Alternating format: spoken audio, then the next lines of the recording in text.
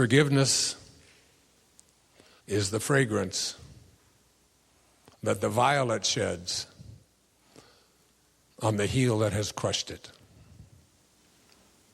You've got to be able to send love. A woman called in whose father had abused her sexually. And as she was sobbing and asking me this, how to handle this, how to get over it, I was praying myself because I wanted to be able to say the right words. And I was asking while she was speaking, please give me the right words to say to this woman who... And I said, the only way out of the morass of your life is to be able to forgive this man, to be able to send love where hatred has reigned for so many years, to treat his behavior towards you as a sickness, as if he had terminal cancer. You wouldn't hate him for that. And if you can get that love in your heart, and this whole idea of forgiveness, there's a Chinese proverb that says if you're going to pursue revenge, you'd better dig 2 graves because it will kill you in the end. You don't forgive for the other person, you forgive to get. Thank you so kindly. I appreciate it very much. I am almost Canadian. My mother was born in Hamilton. Yeah. And my father was born in Chatham. My mother came to this country, to the other country, in Detroit, where I grew up. She was a lot of woos. She was born in 1916. My mom came to the United States in 1928 when my grandfather was looking for work in Detroit at a company called Burroughs, where he worked for many, many years. And this is an auspicious day, I think, for me. My father left my mom and her 3 sons, myself and my 2 older brothers, and just abandoned us and walked out. And I've told the story of how I found my father. In fact, that movie, My Greatest Teacher, is about that exact experience of finding a way to forgive someone who walks out of your life, who caused a lot of hurt to a lot of people, spent some time in prison, died of cirrhosis of the liver at the age of 49. And so myself and my next oldest brother, Dave, were living in a series of foster homes and orphanage-type places until we were 10, when my mom remarried and got her boys all back together again. And just a couple of days ago, I'm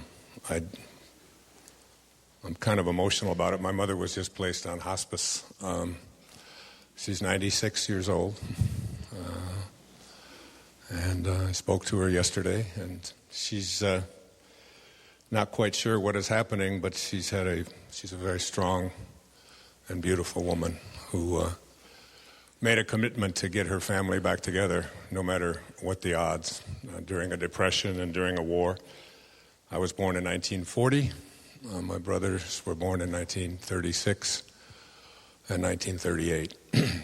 So that's a little about me in Canada and my mom, who I'll just ask you to say a prayer for. Her name is Hazel Dyer, April 21st, 1916. So my name is Wayne Dyer, and I'm 72 years old. Yeah. That's not good. When they applaud your age, it's not good.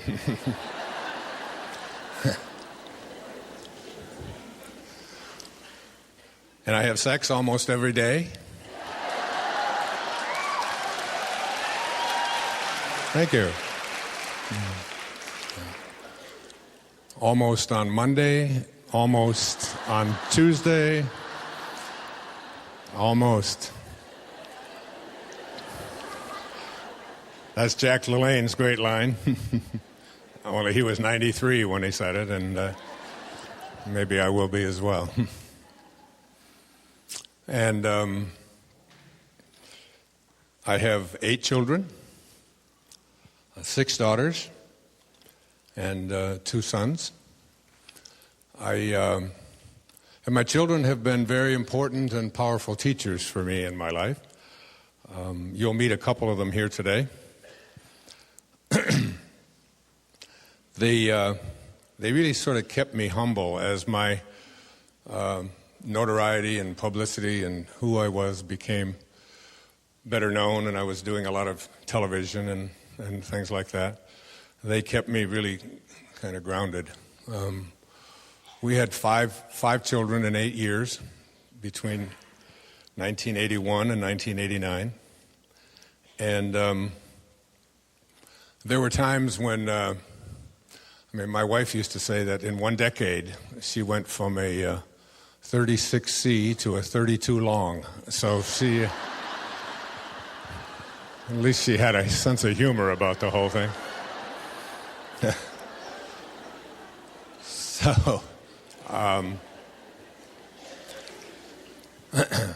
but there was a time when my wife would go away and meditate or go into silence. Basically, she would go into silence.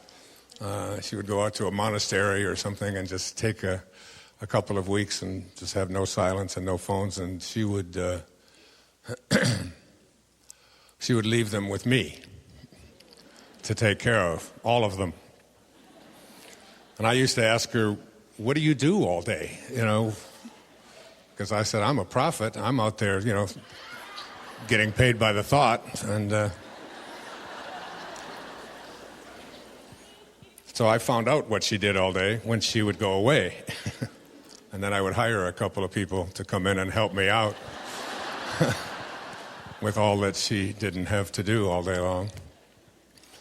And in the sort of in the midst of that, when we had 5 children in the same school, one in the 8th grade, and then all the way down to pre-K. And while she would, when she went away this one time, she went to San Francisco for about 2 weeks, and she asked me to, just take over and take care of them. And I had them all ready to get ready to school and to get them off to the same school. I used to have a sign on the dashboard of my car that said, I can choose peace rather than this, which is from the Course in Miracles. Because somebody was always wanting to sit shotgun, and somebody was this, and somebody wanted that, and they didn't have fighting and arguing and all of this thing. And so in the morning, I would have to get them all ready for school, and we had a great big table, that big round table in the morning where they would sit there for breakfast. And when they were getting ready for school, I would be a little bit impatient with them and raise my voice perhaps and say, look, come on, let's go. I'm an important person. I've got things I've got to do. I've got to get off to school. Let's go. I'm going back there. I'm going to get dressed. And when I come back into this room, I want to see you ready to get in this car. We've got to get there. Let's go. And my daughter Serena stood up and looked at me and put her hands on her hips and rolled her eyes back and said, I wonder what all those people would think of Mr. Positive if they could see him here this morning.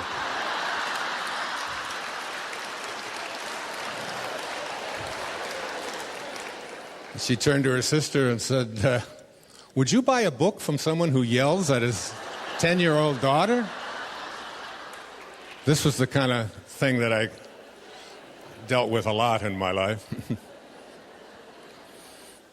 I think probably the best line that any of my children ever gave was from my daughter Summer, who is now 28. My goodness. But she at that time was 13, and her sister was 11. And we were sitting around at the breakfast table, and it was again on that same trip that my wife was gone. And I was counting the days until she got back. And Summer looked at her sister, Serena, and said, so if you didn't have any feet, would you wear shoes? And I looked up and said, where is this going, you know? And Serena, who can hardly stand anybody at 6 o'clock in the morning, let alone her sister, said, what do you mean? What are you talking about? That's so ridiculous. That's the dumbest thing you've ever said. What do you mean if I didn't have any feet, would I wear shoes? He said, of course not. Summer said, don't yell at me. I was just wondering why you're wearing that bra.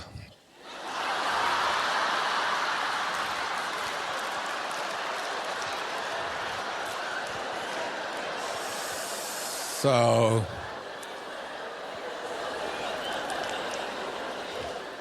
they've given me some of the best lines that I could ever have in speaking to an audience.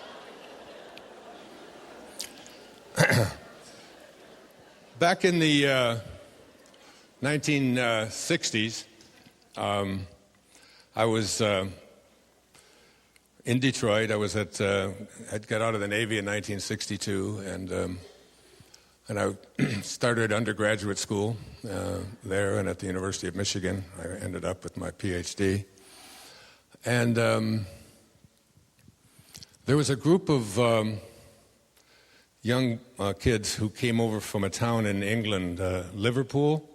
You may remember them, four boys.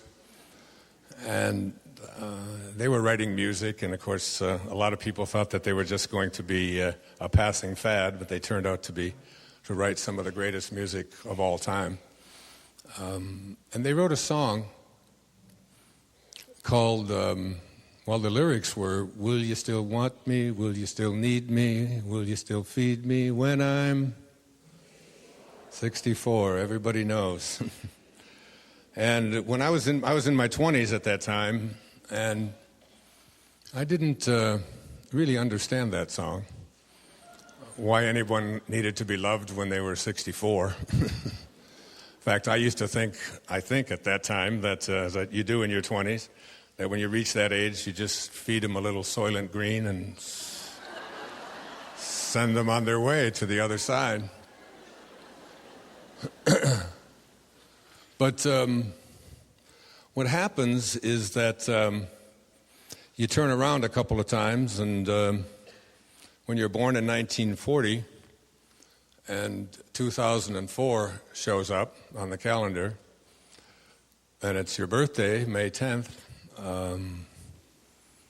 guess what? You're asking the same question. Will you still love me? Will you still need me? Will you still feed me when I'm 64? Well, I was on the road that day in Durham, North Carolina, speaking to a very large audience. And it was my 64th birthday. And I went down to the hotel lobby, and there was a FedEx package there for me from all of my children, wishing me happy 64th birthday. I opened up the box, and there was a cassette player. You remember those? And there was a sign on it that said push, and I pushed that button, and the song from the Beatles came out, will you still want me, will you still need me, and it said I love you, and then there was a birthday card with it. And the birthday card, I opened it up, and it said, inside of this card is a very special message from God. And I thought, maybe I'm reaching these kids after all, you know, that they got together and sent me such a nice message. And I opened up the card, and it said, see you soon.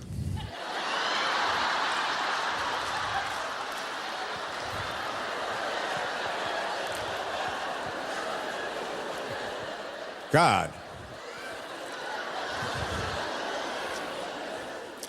Now, I got a good kick out of that. I thought it was really fun.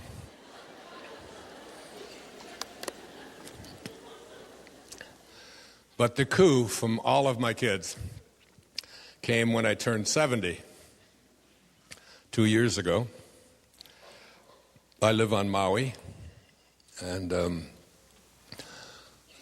they weren't able to be with me. One of my daughters was, but so they sent me a package with some nice gifts in it and so on, and my happy 70th birthday. And inside of it was another card. And I always debate whether to tell this in front of an audience, especially here in Canada, where you're, very conservative and.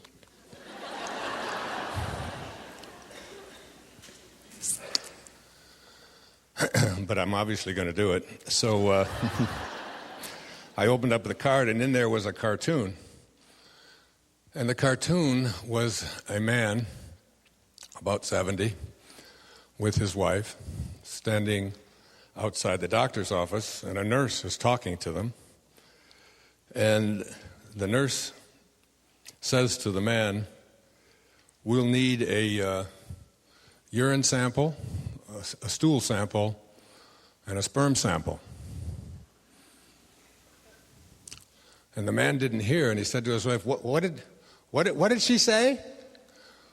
And the woman turns to the man at 70 and said, "They want to see your underwear." Happy 70th birthday. I mean, that's terrible. Isn't it, Penny? I mean, is that right? But it is funny, isn't it? Anyway. So I'm proud to tell you that I am a very proud father and a very happy man to have 8 beautiful children that I do. And they're often with me in my travels. And if you ask my kids what's their favorite holiday of the year, they'll tell you it's Father's Day. Because that's the day every year that I write them a letter and tell them, each one of them individually, what being their father has meant to me, and why I'm so honored to be in this role with them from the time they're babies until they're in their. My oldest daughter is now going to be 45, and my youngest is 22. And then this year I wrote a check for $5,000 for each one of them for Father's Day. So they just want to know, if Father's Day doesn't come every month, we should have one of these Father's Days. But anyway, it truly is my heartfelt feeling about it. And to start off this program today, I would like to introduce one of my children, my youngest daughter. And the reason I asked her to come up here and flew her up here and asked her to come and just spend a few minutes with you is because the message that I have for you here this morning is a message that has been a very important thing for me in my life. I was very blessed as a young man in my 20s to have a great teacher who taught me some of the most important lessons I've ever had. In fact, I've just spent the last couple of months working on a book, which is something that when you're a writer, you just keep doing. Writing isn't something that I do. It's something that I am. I finish one book and there's a calling inside of me that says there's something more to say. And now I'm kind of looking back at the times in my life and the influences and the things that showed up in my life.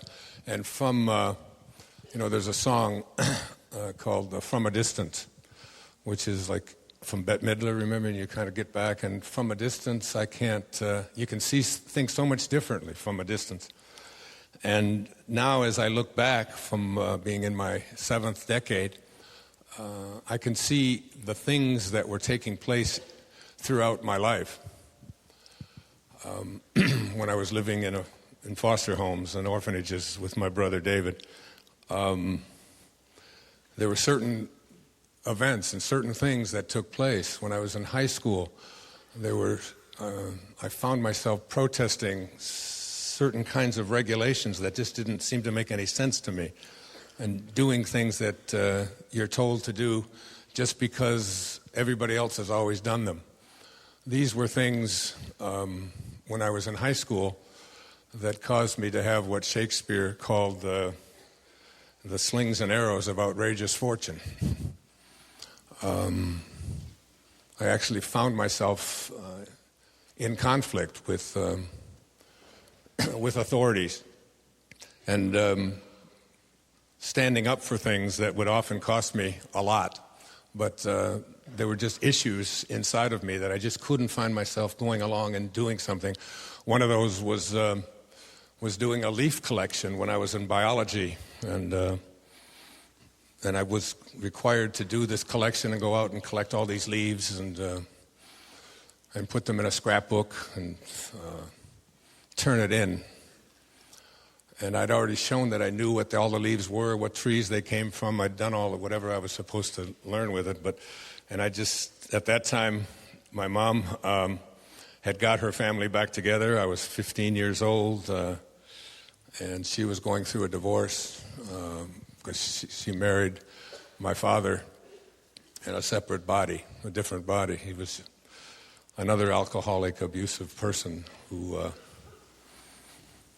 and what we were going through at home was just not pleasant with all the drinking and so on that took place. He was an alcoholic, and I was working at a grocery store, and my other 2 brothers were working, and going out and putting leaves in a scrapbook just seemed like such an unimportant thing to be asking me to do, and I just said I wasn't going to do it, and so.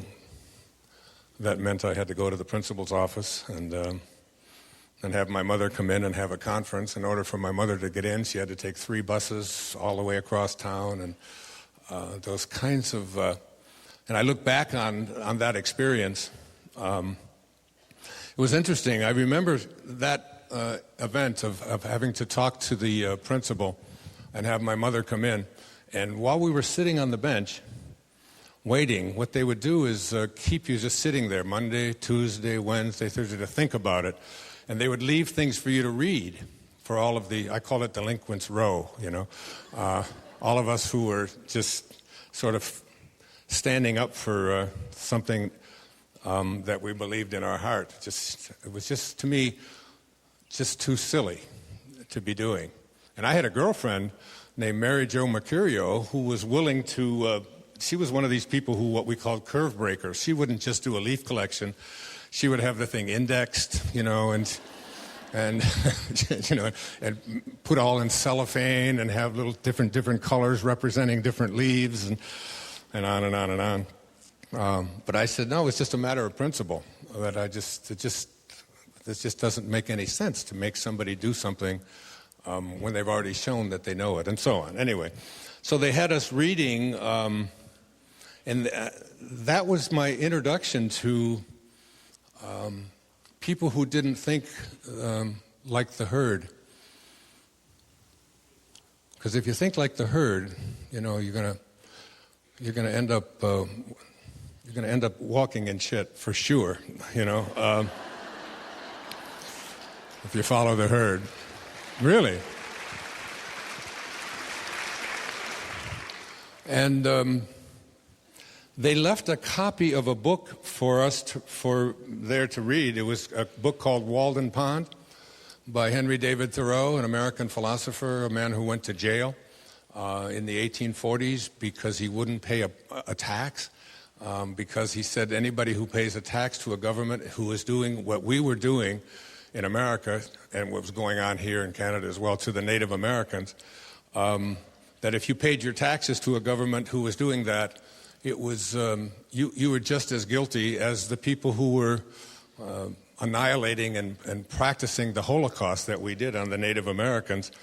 And it wasn't so much in Walden Pond, but in that particular edition of Walden Pond, there was an essay at the back of it, and it was called On the Necessity of Civil Disobedience. And I just thought I'd come home. I thought, Henry David Thoreau, whoever you are, I'm in love with you. And I sat there all week reading. First I read Walden, which was all about nature and, why he went to prison and went out to live where he didn't have to pay his taxes and so on. And simplify your life and don't live life by the rules that other people impose upon you and all of these kind of things. But there was that essay, and I've never forgotten that essay. And I've been writing about this the last couple of months. The book that I'm writing is called I Can See Clearly Now.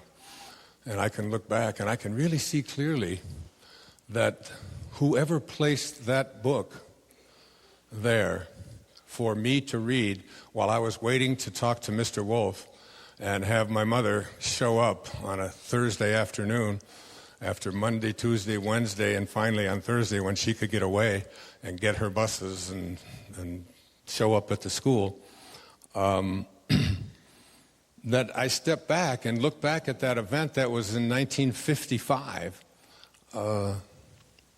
I can see clearly now that there was an angel in there that placed that down, because it became the basis for about 10 books of the 39 books that I have written, which was about trusting yourself, going within, living from what you know to be your own dharma, what you feel is right for you, and being willing to, as the way Shakespeare put it in Hamlet, you all know that line, to be or not to be, that is the question. Whether 'tis nobler in the minds of men to suffer the slings and arrows of outrageous fortune, or take arms against a sea of troubles, and thus, by opposing, end them. They shouldn't have people like myself read those kinds of things. Because when my mom got there, I took the book in with me into Mr. Wolf's office and showed him, word for word, how foolish it was to do a leaf collection when you already knew what was in the leaves, when you already knew how to identify them. And they still suspended me. And they still made me take biology over again that summer. And the teacher who insisted that I do that, this is a true story, his name was Mr. Gibb. And Mr. Gibb, who wouldn't budge when I told him I was working full-time, trying to help out my mom, what was going on at my home. My stepfather, Bill, was drunk most of the time, and so going into our house, I used to wait day after day after day, night after night for him, for his 1954 Chevy that he drove to leave, where he would go off to the beer garden so I could come home, so I didn't have to have someone pick on me and find out something that he didn't like about me, and on and on and on. And I would explain all of that to them, and none of that seemed to make any difference. It was that was 1955, so I took biology over again that summer. And then in 1971, which was 16 years later, I received my PhD in 1970, and because I was what they called the valedictorian of my graduate class, I had a 4-point through all of graduate school, and they give the person who accumulates this, the best record in the graduate class, the opportunity to teach at the university. And so I was given this award, and I was now Dr. Dyer, and I was going to teach my first class at the university, and it was in the College of Education, and it was for teachers who are looking to become administrators in the school system, and this is a required course that they had to take, and you'll never guess whose name was on my roster when I got it. Mr. William Gibb.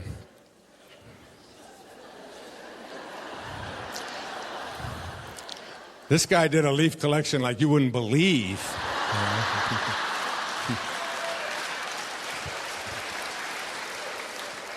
I sent him to Australia for eucalyptus leaves.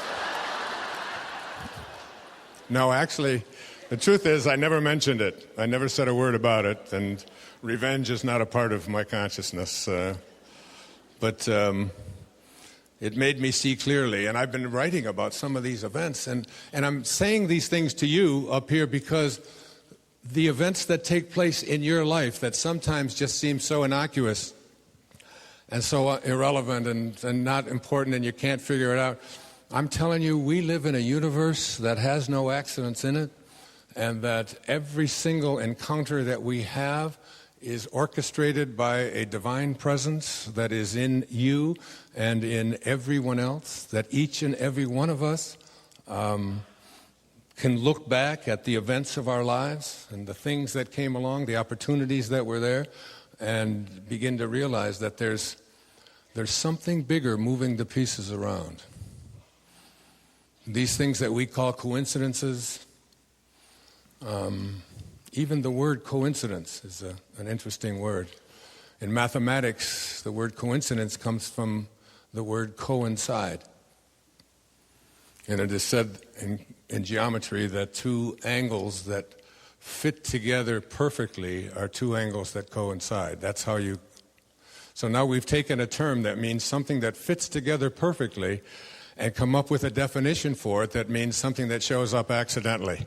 We've totally turned the whole thing around. And I guess as you start to look back at some of these events and some of these things and some of the people that showed up in my life, and what I've been doing for the last couple of months and will be doing for the next year or two, is going through these various kinds of things. And I always think there must have been an angel that placed Thoreau there on that desk, on that bench, because there was nothing else for me to read. And it became. See, when I was in the third grade out in Mount Clemens, Michigan, I've told this story many times. I came home from school, and I asked Mrs. Scarf, the lady that we lived with at 231 Town Hall Road, and a whole bunch of us lived there, lots and lots of kids who were in the same predicament, who had parents who weren't able to support their children, or broken families and so on. And I came home from school and I asked Mrs. Scarf, what's a scurvy elephant? And she said, a what? I said, a scurvy elephant. I heard Mrs. Poole, who was my third grade teacher, telling the principal that Wayne Dyer was in her classroom and that he was a scurvy elephant. She got on the phone and called the principal, and the principal said, oh, that's Wayne. He gets everything mixed up. She didn't say that he was a scurvy elephant in her classroom. She said that he was a disturbing element in her classroom. And one of the great lessons that that happened to me when I finally got into graduate school is that I had as a mentor and a teacher a man named Abraham Maslow. And many of you had to read Toward a Psychology of Being and remember his hierarchy of needs and so on, and the irony of so much of it as I look back on it. I received my doctorate on, I think it was the 16th or 17th of June, 1970. I had just turned 30. In fact, I took my orals, which is after 8 years of anals. At least that's how it feels. Not again, another. I took my orals on the 4th of May, 1970, a day that in America, a day that lives in infamy.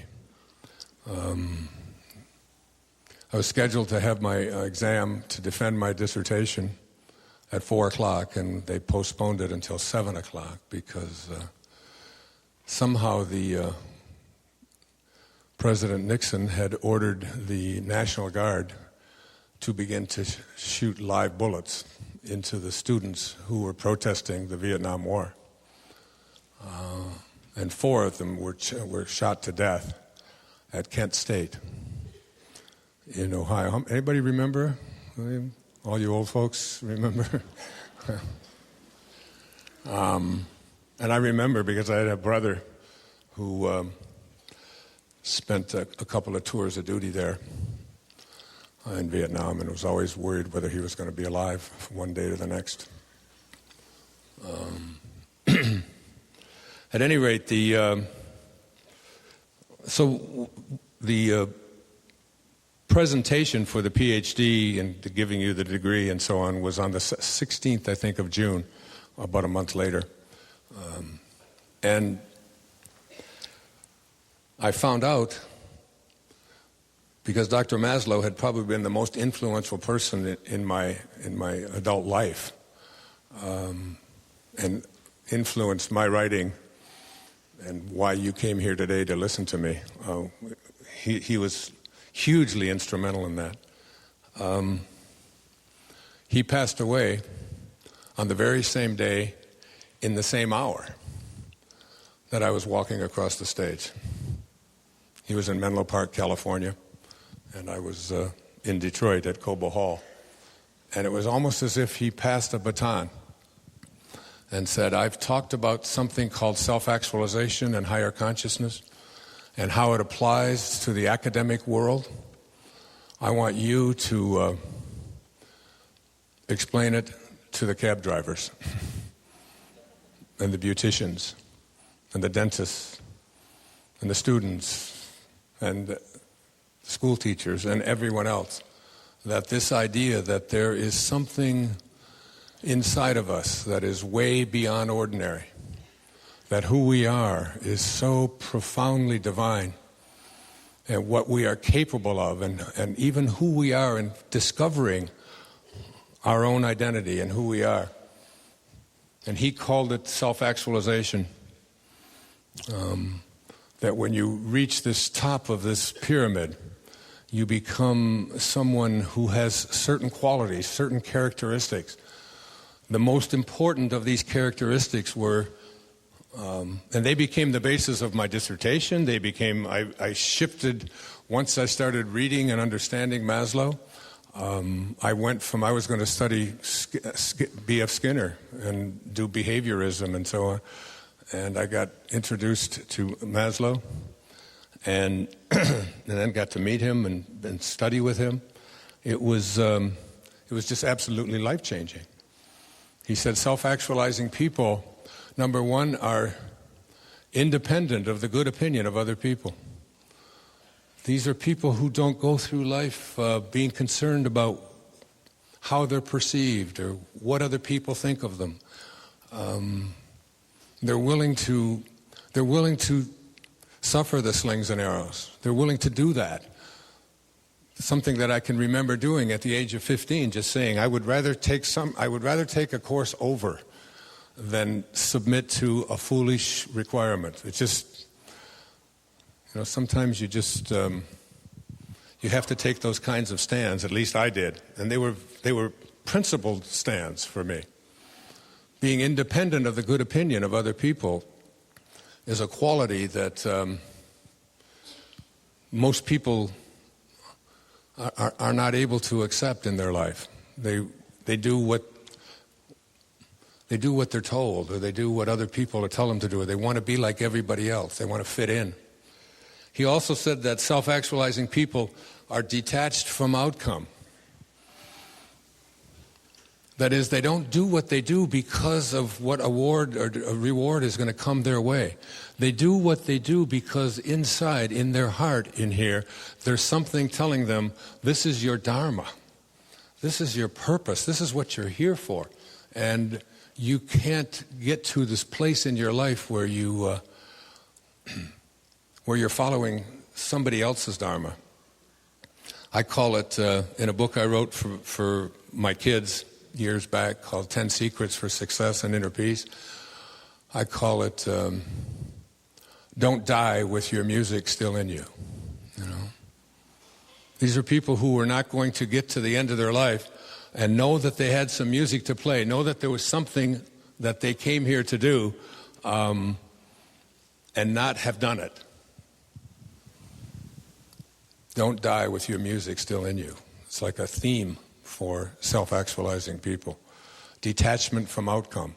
Don't do what you do because of how much money you're going to make, because of a promotion that might be coming your way, because somebody else told you that this was what you were supposed to do.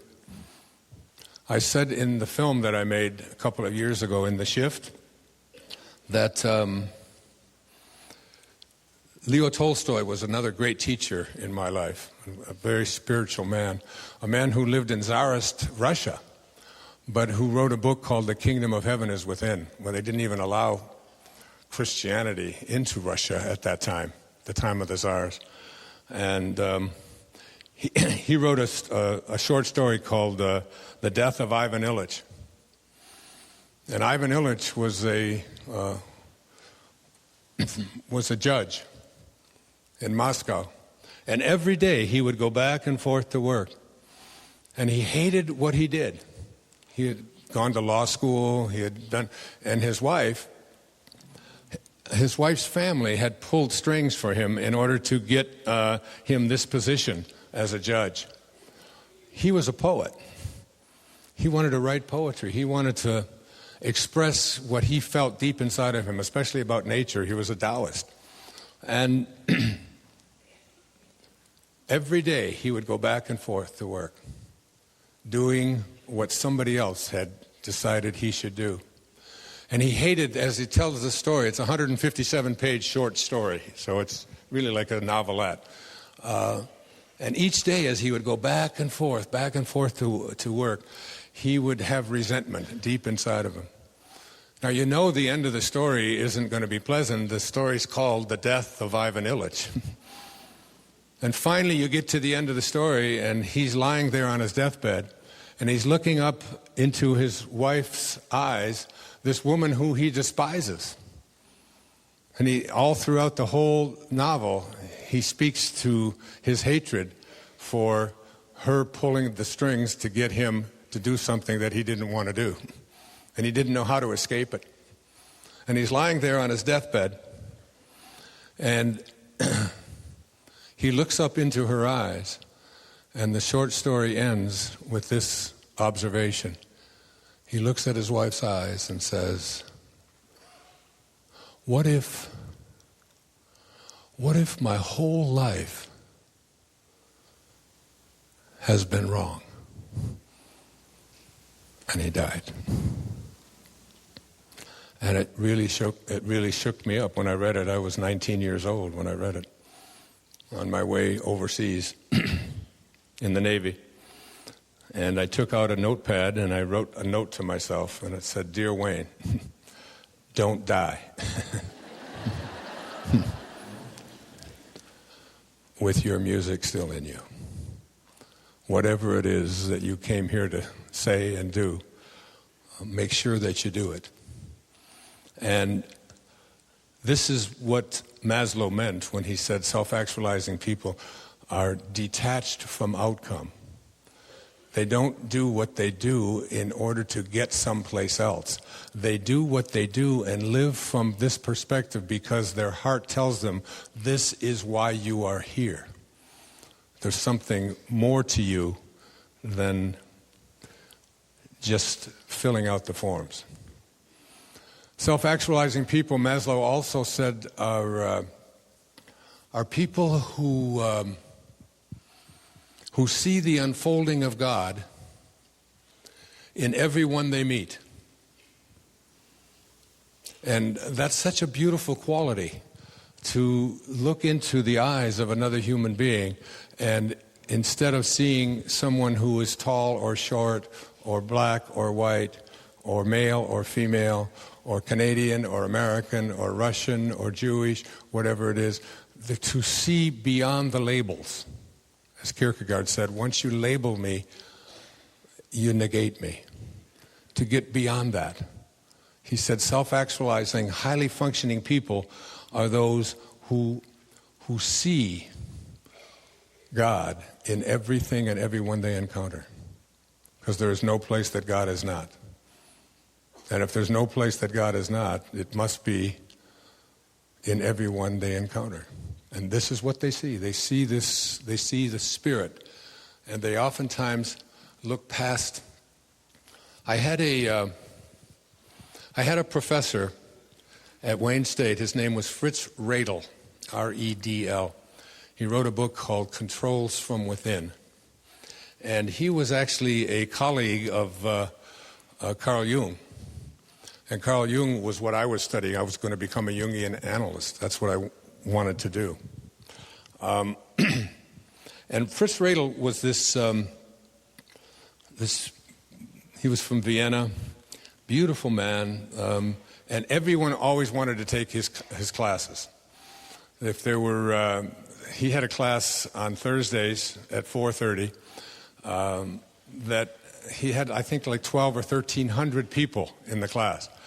His lectures were just so brilliant. And then for PhD students, he had a seminar. And there were only six people who could attend this seminar. And it was the most sought-after position to get to be a student in there. And I managed to become one of those 6 students in my final year in 1969. And that wasn't by luck. That I don't even want to tell you how I got that. But I did get in there, and he would do case studies, and every Thursday we would have to present. One of us would present a case study, and then he would go over it, and we would take notes on it. It was really a wonderful seminar. No one ever was absent from Dr. Redl's classes. I just wondered just a second ago. I was thinking, I wonder if he's dead, but. That was 1969, and he was about 70 then. So probably a good chance that he's not around. But somehow I just felt him here. I just loved him so much. So he gave us our midterm. And our midterm, and he used to teach self-actualization therapy. He and Maslow were like this.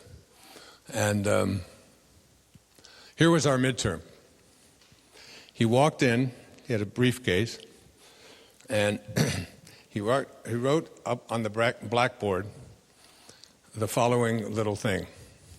He said, a self-actualizing man arrives at a dinner and discovers that the dress is semi-formal. He is wearing a T-shirt, a pair of dungarees, tennis shoes, and a baseball hat. Everyone else is dressed in semi-formal attire. What does he do? And he walks out. He said, you have 20 minutes to write, and gave us each a blue book to write it. So, all of us budding self-actualizers who had listened to him and what it meant and felt like to be one of these extraordinary people, who I'll be speaking about here shortly, about how to become that yourself.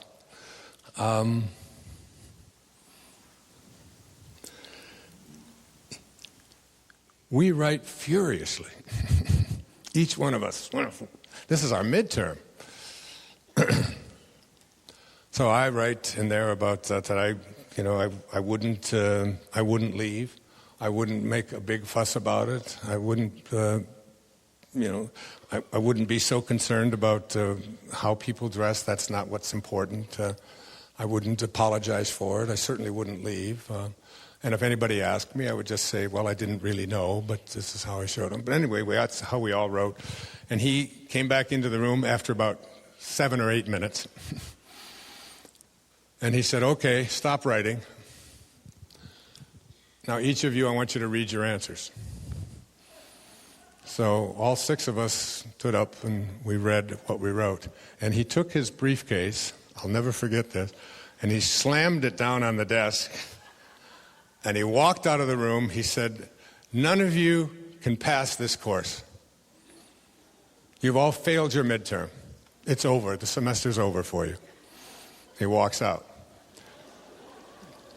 Now, we knew him well enough to know that he wasn't serious, but he sure acted like he was.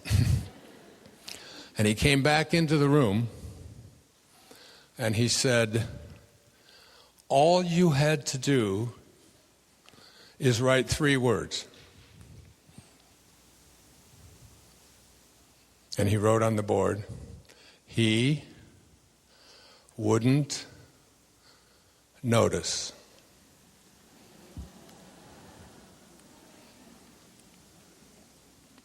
You see how far you have to go? These are people who see the unfolding of God in everyone. They don't make judgments based upon what someone is wearing. Not only do they not make judgments about what someone is wearing, they wouldn't even notice. These are people who, if there's an African American in the room, they wouldn't notice it. If there's someone who's Oriental, they wouldn't notice. They just look past these things. Detachment from outcome, independent of the good opinion of other people, seeing the unfolding of God in everyone that they encounter. He also said of these people, there were these 5 qualities. He said they also are people who must be what they can be. And I'd like you to really take note of that. Must be what they can be. That is, if there's something in here that tells them that this is what they can do, it's like I look at what's happening in our world today with, especially in America, and when I say America, it's not like America, Canada, it's all the same to me. Really, it's like, again, it's just like you don't see people as belonging to a certain border. We're all come from the same place. T.S. Eliot said, we shall not cease from exploration. But at the end of all of our exploring will be to return to the place from which we originated and to know it for the first time. That's who we all are. So I look at at some of the statistics out there about obesity in America. One out of 3 people, and about 36% of the adults in America are obese. These are people who are not what they can be.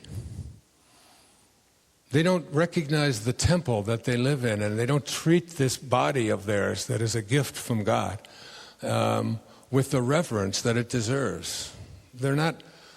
I wonder how many people in this room have the capacity to be able to run a marathon.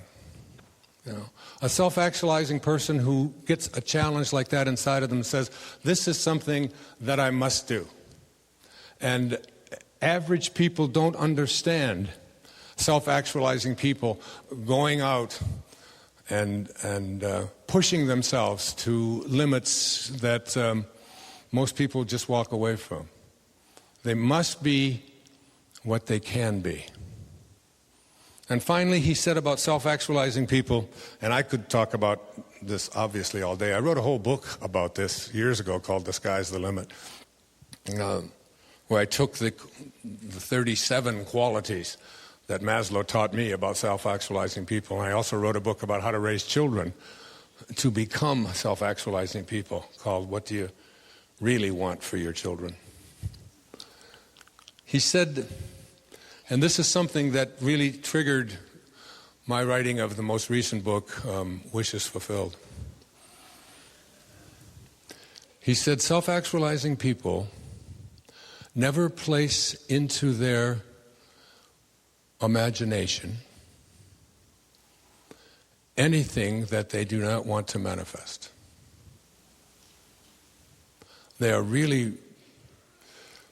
adamant about the power of their imagination.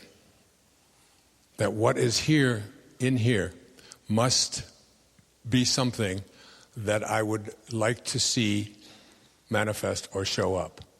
So you'll never hear self-actualizing people say, this probably won't work out. Or with my luck, things will probably be terrible. Why would anybody go around believing that their luck is something that is bad when they have just as much of a right to say, with my luck, everything will show up exactly on time and the right people will be here and all's going to work out well and I'll be healed, or whatever it might be. They don't go around saying things that put limitations on themselves. They come from a place of, my imagination is sacred territory, and I only use my imagination to place in there, no matter what is said about me or what is said around me or what other people might think, I put it into my imagination that I can do it. And this, honestly, is how I have played the role of father to my 8 children. To have them know.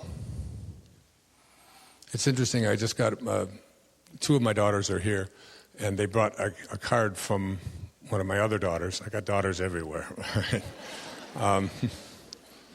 And she wrote me a Father's Day card. Not one of those nasty ones I told you about earlier, but and in this Father's Day card, she said, the one thing I want to thank you for, Dad, is that I always knew that whatever I chose to be would be okay with you. She said, I just want to thank you for that. And I was really touched by that. Well, one of my daughters, her name is Sage, and she's now 22 years old, my youngest daughter. She's, and I haven't gotten to the point where I write about this yet, Sage, but, I mean, this girl just doesn't belong here. I wrote a book called Wisdom of the Ages, where I took 60 of the most famous poets and philosophers and so on and just took little excerpts from their writing and then wrote an essay about them. Well, the last essay in there was about the conception of my youngest daughter. She just doesn't belong here. We were in a place called Brisbane, Australia, and it was, we had 4 children in the previous 6-7 years, and we were practicing birth control, big time, withdrawal, all kinds of 5 condoms, it's like shock therapy, and I mean, it's like you look back, and it was 4 o'clock in the morning, and we had our 2 youngest children with us. One was less than a year old, and the other was 3. One was in the bed with my wife. She had the baby. She was nursing. So my wife wakes up at 4 o'clock in the morning. Now, we were together like 24 years or something, huh? This is the only time that she ever behaved in this way, ever. She woke up and was like a zombie. I didn't even know who she was. She was just kind of walking around the room like this, huh? And she picks up our youngest, my son Sans, and moves them into the bed, starts moving the furniture around in the Hilton Hotel in Brisbane, Australia. And puts the other children in the bed, gets into bed with me, and starts fooling around at 4 o'clock in the morning. This is not her. She just didn't ever do those kind of things. Believe me, she didn't, especially in that decade. I mean, that was like... And so just to make certain, I withdrew, and all of those kinds of things that you do. My wife had only one ovary, and a piece of one ovary. She had surgery on one. There was no way she could ever get pregnant again. Not possible that she could get pregnant. And I just really understood the whole line that there's nothing can stop a determined soul. And this was my youngest daughter. And she showed up, and she is still that persistent little wonderful girl who, when I wrote a book called There's a Spiritual Solution to Every Problem, there's a story in there that I invited her to, flew her up here to tell this story, because I guess I just want you to know that children, if they're raised a certain way to believe in their extraordinariness, that they can do anything. And this little girl just blew my wife and I and the rest of the family away with something that she did. In fact, I put her little essay in Spiritual Solution to Every Problem. And I'd like you to introduce you to her. This little persistent child who insisted on getting here. Come on up, Seiji.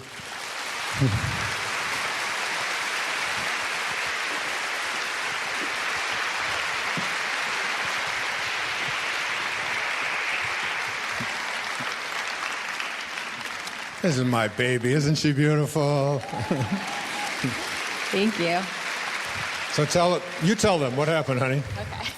Okay. What's this? I'm a little nervous. There's a lot of people in here. Okay.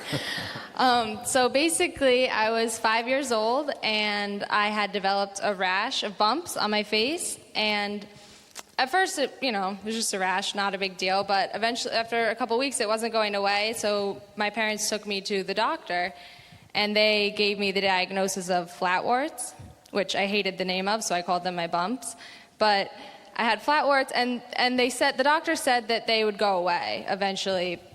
Like, the treatments were harsh, the medications were harsh, and that they really should go away. But, months go by, they're still not going away. They're really just getting worse. You couldn't see them so much as you could feel them, but I didn't like it. So my parents took me back to the doctor. I think I had them for a total of like 2 years. Oh, yeah. And they were getting worse and worse, and you could see them, especially in the sunlight. Well, all right.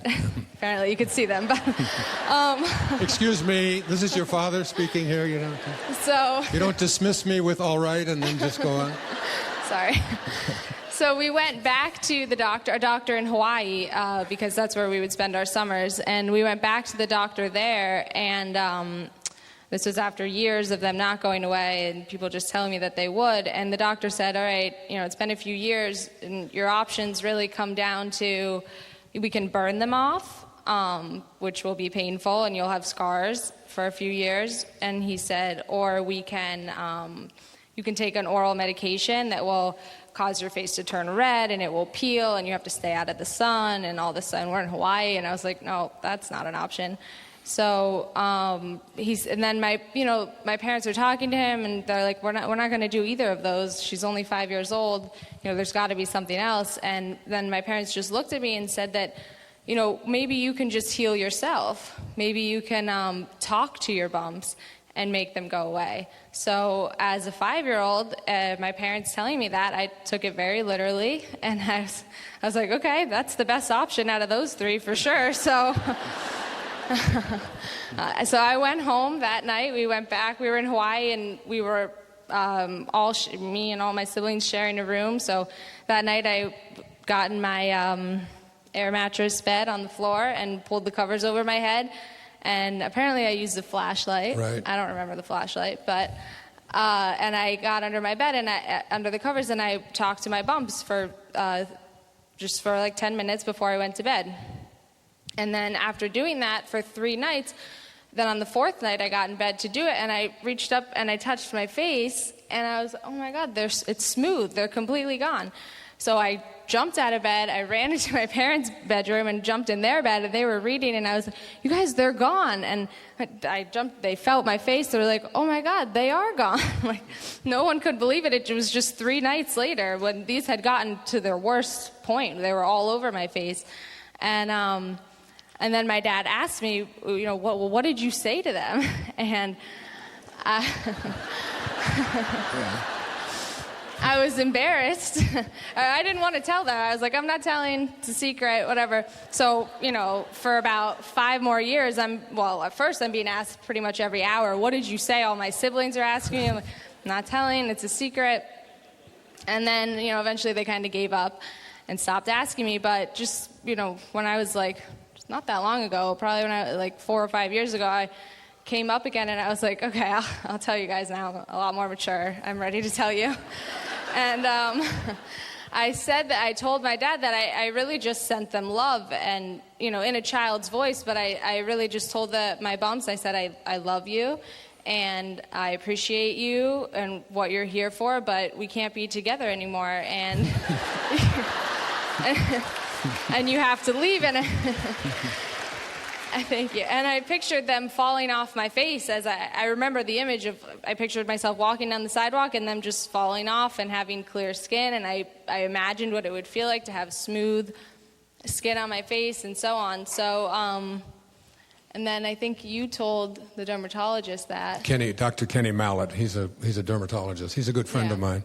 And he broke down, he was sobbing when I told him what she had told him, that I just said, I love you, but it's time for us to depart ways. Mm. Yeah.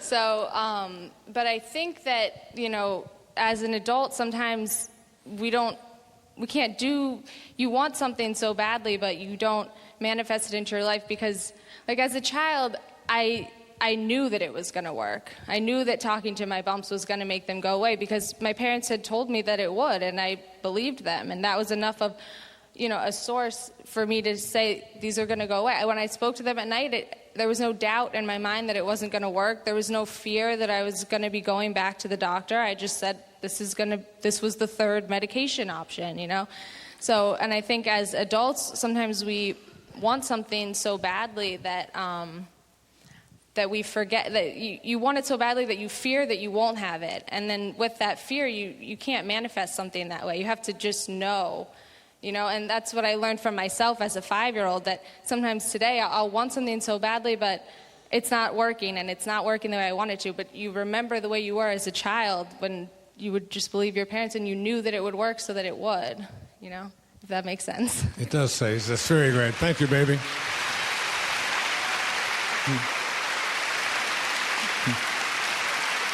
Thank you, honey.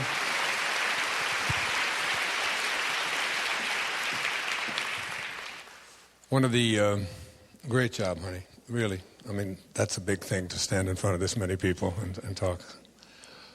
Especially never knowing if I'm going to bring you up or not. And it's great. It's one of the reasons I have written these children's books. In fact, we just put out a new one called I Am. I have 5 of them. Because it's just, you can reach children when they're in utero.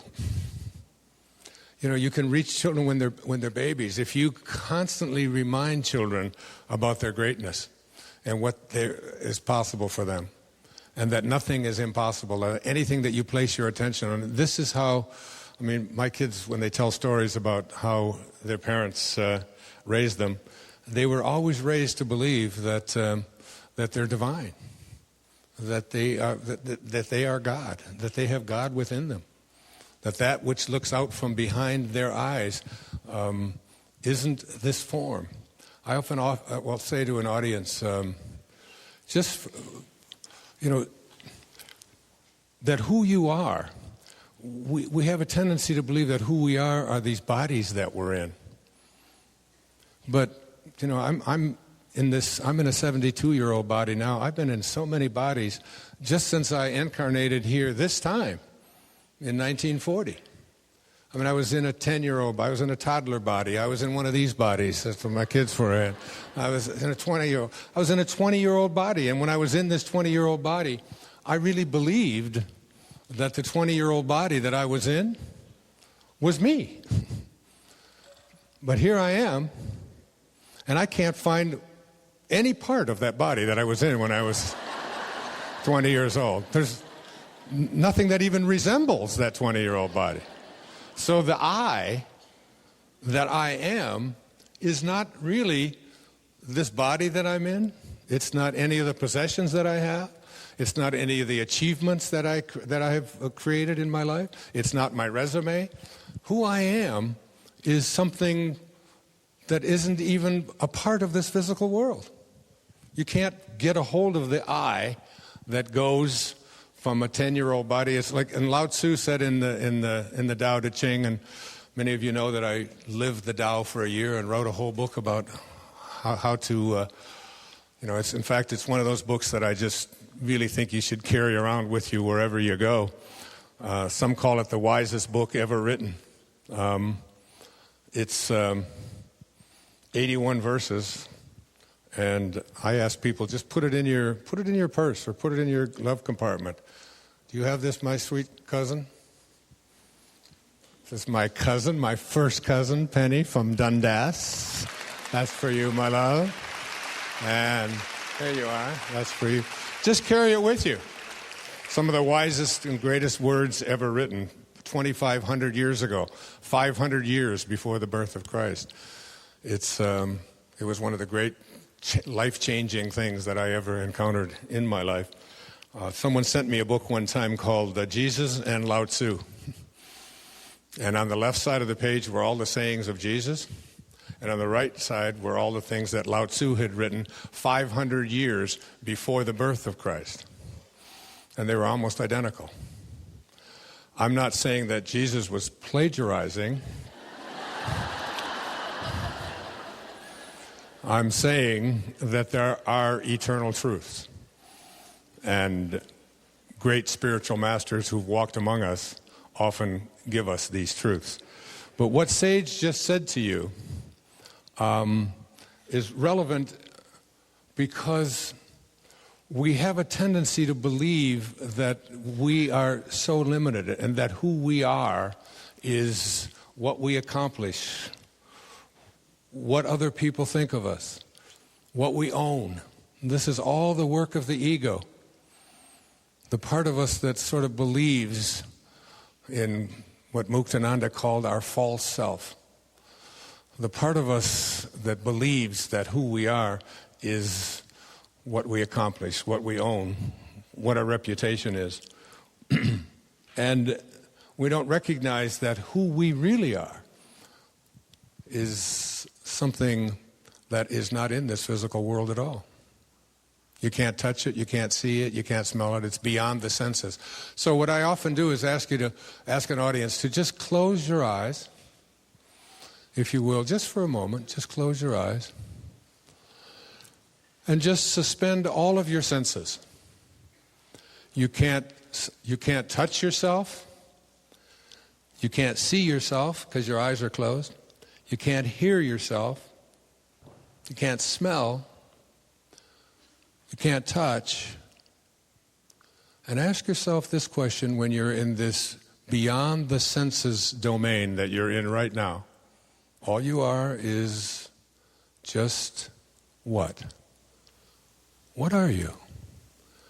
If you can't touch you can't see you can't feel you can't hear you can't, no senses. What you are is just an idea. And the question I ask often is, what kind of an idea do you have about who you are?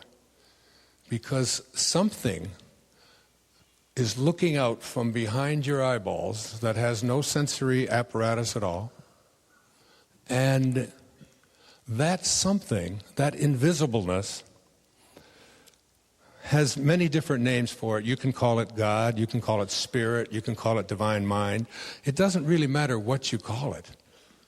In the opening line of the Tao Te Ching, it says, the Tao that can be named is not the Tao. As soon as you put a label on it, you've lost it. So, coming to a place where you understand that if you're not this body, because you've already been in so many different bodies, and those bodies and every cell of those bodies is gone. Like 52 years ago, I was in a 20-year-old body. You can't find one cell left of that body, yet the I that was in that body continues and goes on and on and on. In fact, that I, that is you, is birthless, and it's deathless, and it's changeless. It's infinite. And taking a baby or a child, is there anybody in here that is pregnant, right in this area? Anybody pregnant? They don't get pregnant in Canada? What? Where? Where is she? Where are you? Stand up. Over here? There. Come over here. Right there. I want to see that lady. How far along are you? 9 weeks? Come up here, dear.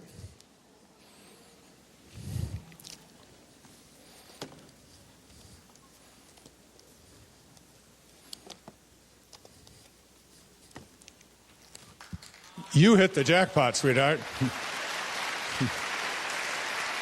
Will you read to your... Is this your first baby? You've lost 3. Oh, my goodness. Oh, well, this one is perfectly fine. It's absolutely fine. Those are all for you. God bless you, dear. Namaste.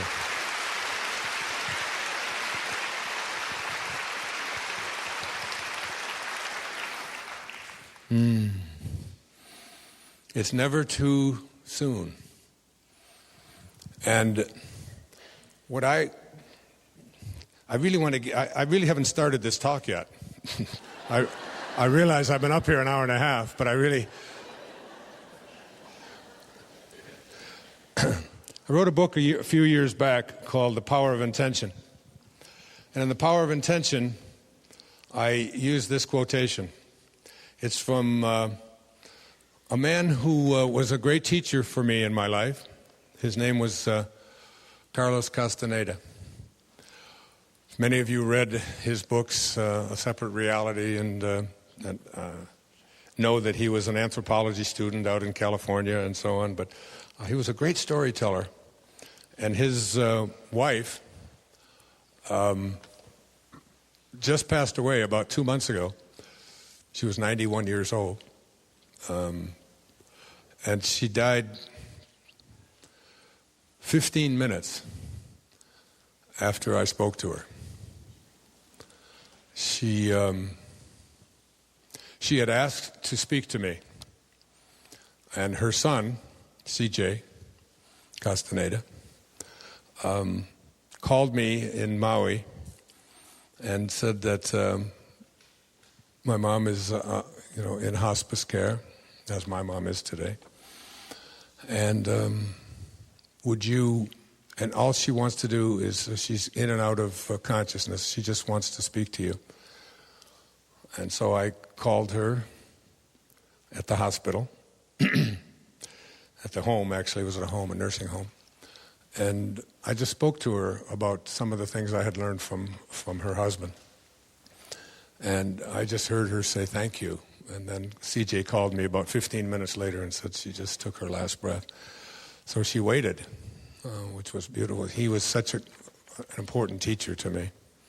Castaneda said, in the universe, there is an unmeasurable, indescribable force which those who live of the source call intention.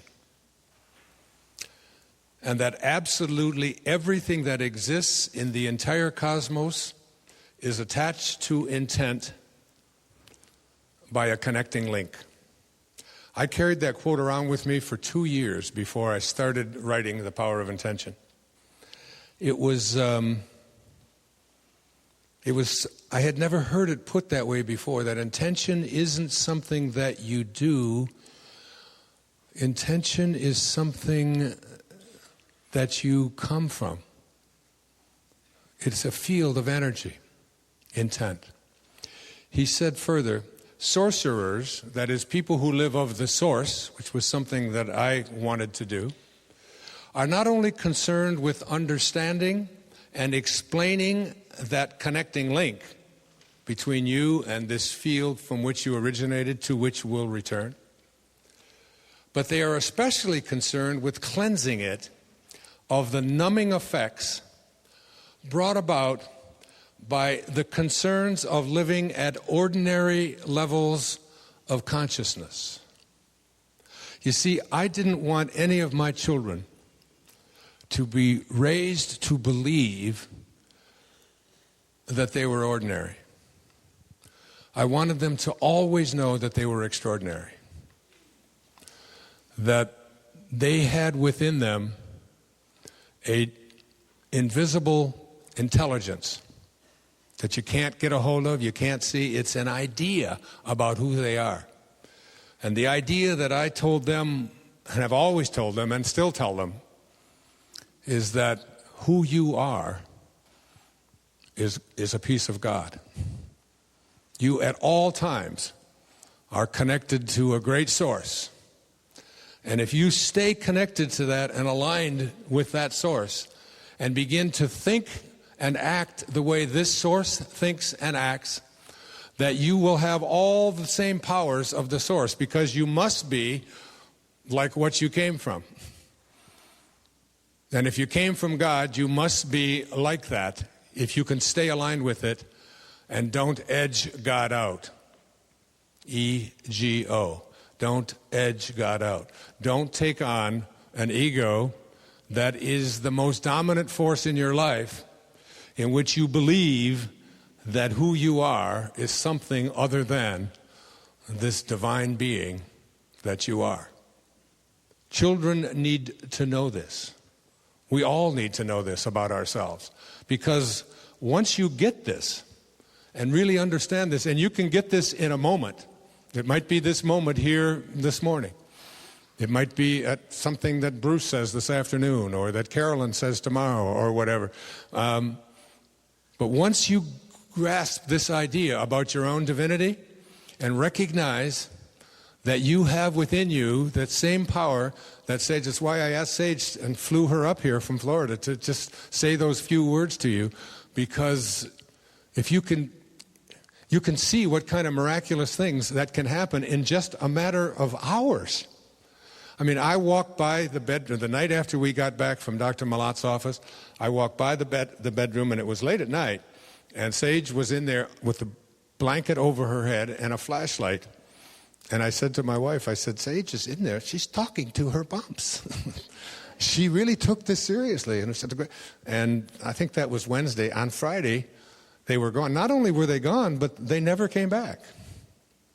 And that's just one tiny little thing about what is possible when you are raised to be a self-actualizer. So sorcerers are not only concerned with understanding and explaining this link, but they are especially concerned with cleansing it of the numbing effects brought about by the concerns of living at ordinary levels of consciousness. The fact is that most of us are raised to believe in our ordinariness. And ordinariness, as when I use my hand up here, it's like up to the waist. This is what I think of as ordinary. And what I'd like to have you get to by the time I leave here is an awareness that you can elevate your consciousness. But in order to change, in order to become someone who lives at an extraordinary level of consciousness that Maslow taught me to live at and to work with people about, was in order to do that, you must be willing to change your concept of yourself. So you have to ask yourself, what is your concept of yourself? Your concept of yourself is everything that you believe to be true about yourself and about this world and about what is possible and about what isn't possible. And these are called memes. In a book I wrote a few years ago called Excuses Be Gone, we call these memes, these teachings that we have imposed upon us as little boys and little girls about how far we can go, about what is possible for us, about what we can accomplish, about how much abundance or prosperity we can bring into our life, about whether we can heal ourselves. Many of you probably know that I have been given a diagnosis of leukemia 2 years ago. And it's very interesting, this because I got so much information sent to me about this particular kind of leukemia that I was diagnosed with, which I no longer have. I don't think of myself, you don't hear me saying, thank you. You don't hear me saying I have leukemia. I said I had a diagnosis of leukemia. If you read Wishes Fulfilled, you'll see that I had a magnificent opportunity to be with one of the great divine beings on our planet, a man named John of God, who is down in Brazil, who Oprah did a whole show on. And in fact, some of you may have seen the Super Soul Sunday thing I did with Oprah a few weeks ago. Do you get that? Does that come here? Yeah. Yeah. And Oprah's saying, "What do you mean you were healed?" And she's going back and forth, and we had this wonderful time. It was outdoors on Maui, my home. And rather than go into all the details of that, because if I do, I'll never get to really what I came here to Toronto to talk about. All I can say to you about it is that I have made a new commitment within myself that I live leukemia free, and I live from that perspective. I talk from that perspective. I make every day the way I want it to be. I watch what I eat. I exercise the way I used to exercise. And after my experience with John of God, I just felt like there was absolutely nothing that I couldn't make happen for myself. And what I didn't do was buy into this idea that that this was a fatal diagnosis. And even though I had many people, and I'll talk about that at the end of the talk, so I'll get ahead of myself, but so many people sent me information. In fact, there's an actress named Jill Clayburgh, I think, or Jill Clayburgh. She just passed away from the kind of leukemia that I was diagnosed with, and I had people send that to me from all over the, and people sending me information about this thing being incurable, and there's nothing you can do about it, and that you're going to have chemotherapy, and you're going to have blood transfusions and bone marrow this, and all kinds of people sending me this information.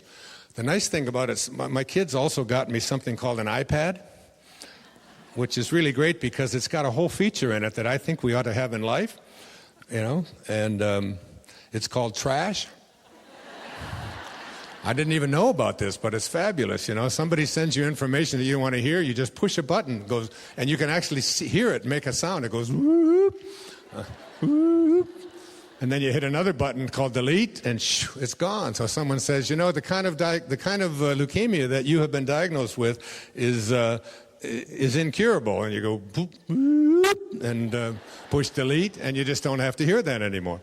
I talk about that in Wishes Fulfilled. Let me go on with this. So changing your concept of yourself means changing what you have come to believe to be true, which means that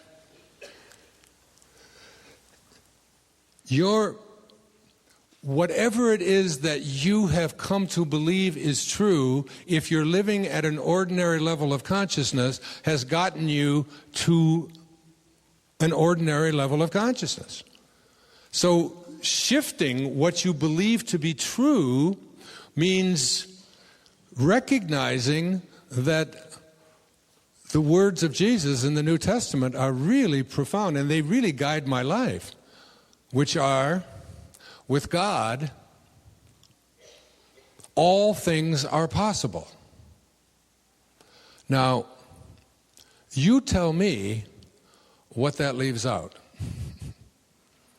What does all things are possible leave out? Absolutely nothing. And when you understand that who you are is a piece of God, is connected to God, and that you must be like what you came from, like I said in the film, if you saw the film, The Shift, if you take a piece of apple pie from a pie and ask them question, what is this? You say, well, it's apple pie. Well, how do you know it's apple pie? Because it came from an apple pie. And it must be like what it came from. If you came from a divine source, then you must be divine. So you must be like what you came from. And if you can get that awareness within you, getting rid of bumps will become like a minor thing compared to what is possible for you. So here is Max Planck. When he received the Nobel Prize for Physics, this was Einstein's teacher. This is probably the greatest scientist, like hardcore scientist of his time. He said, as a man, this is as he accepts the Nobel Prize for Physics, as a man who has devoted his whole life to the most clear-headed science, to the study of matter, I can tell you as the result of all of my research about atoms this much. There is no matter as such. All matter originates and exists only by virtue of a force which brings the particles of an atom to vibration and holds this most minute solar system of the atom together. We must assume behind this force the existence of a conscious and intelligent mind. This mind is the matrix of all matter. This is a scientist speaking, that within each and every one of us, so I wrote out last night and this morning, and I flew here all the way from Maui just like 24 hours ago, so it's 2 o'clock in the morning, so. And this is what I wrote out. If there is intelligence behind life, and there is every reason to believe that there must be, based upon what I just read to you, then all of that intelligence is innate in each creation of that intelligence. Thus, universal mind, or the secret self, is complete and entire within every single one of us. We have only to discover it for its power and perfection for it to be ours.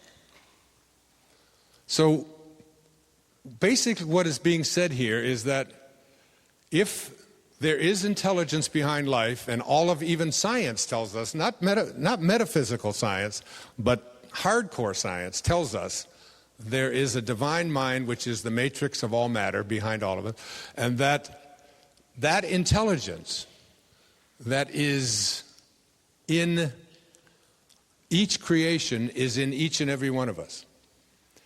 But, as I go on, we are so steeped in our egoism and encrusted in our myriad surface selves to penetrate the illusion that has been foisted upon us from the time that we were little children.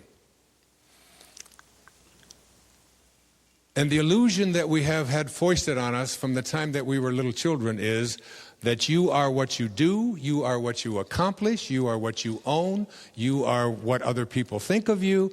You've been sent out into a world believing that you have to do a leaf collection, which is sort of a metaphor, all right? That you have to fit in, that who you are is what you accomplish and what you own. And we go off to school and we believe this, and we're told this over and over again. Never from the time that we're little children, are we ever told what I wrote about in the 3rd chapter of Wishes Fulfilled, your highest self, which is that who you are behind everything else is God.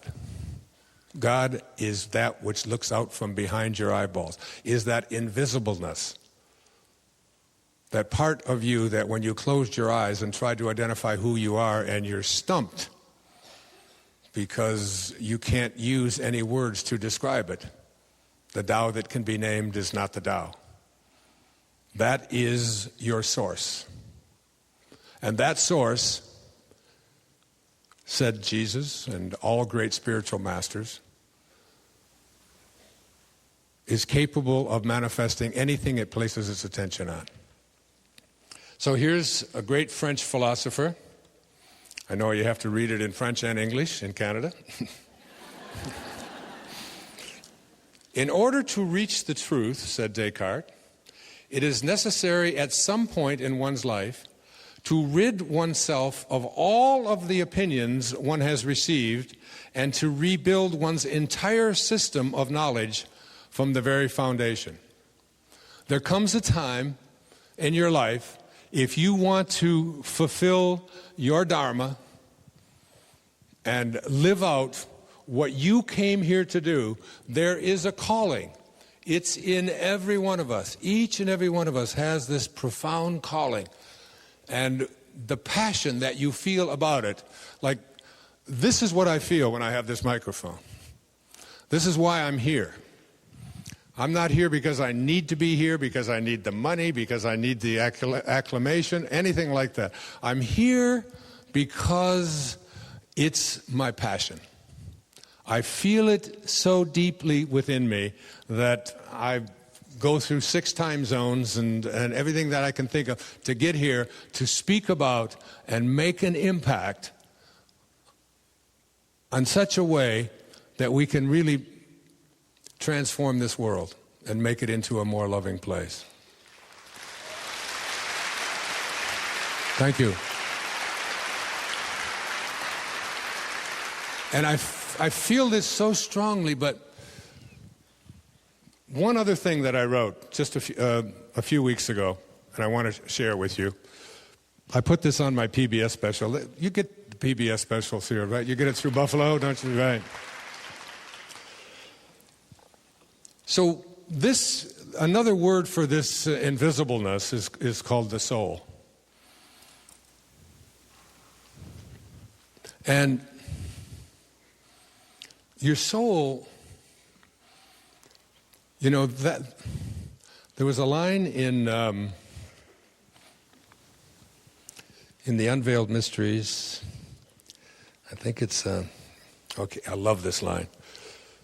This is Saint Germain speaking. The life in every person,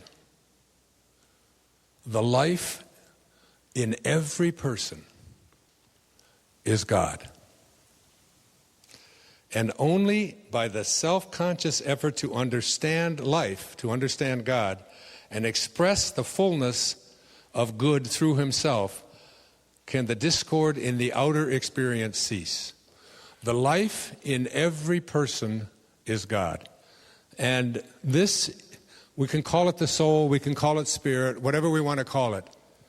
But if you take your body alive, right here, and you take your body dead, right here, same body, alive, dead, weigh them both, and they weigh exactly the same.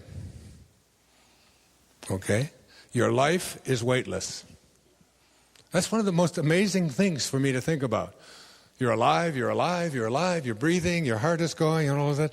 And then you stop breathing, and you weigh them, and you realize that your life has no form. It's invisible and formless. You can't touch it, you can't smell it, your senses don't do any good. That life inside of you is your soul. And it's real.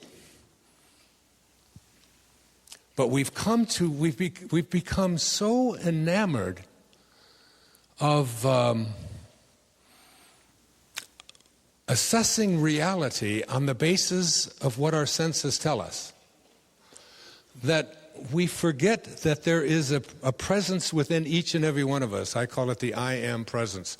That is so powerful. I'm going to speak about it now. It's like one of the most important things I speak about. This is words that I wrote a few weeks ago before I did the PBS special.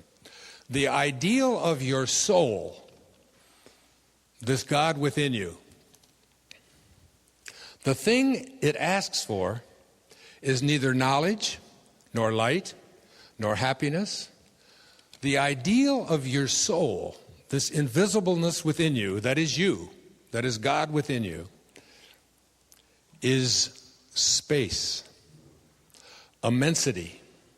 The one thing it needs is to be free to expand and reach out to embrace the infinite.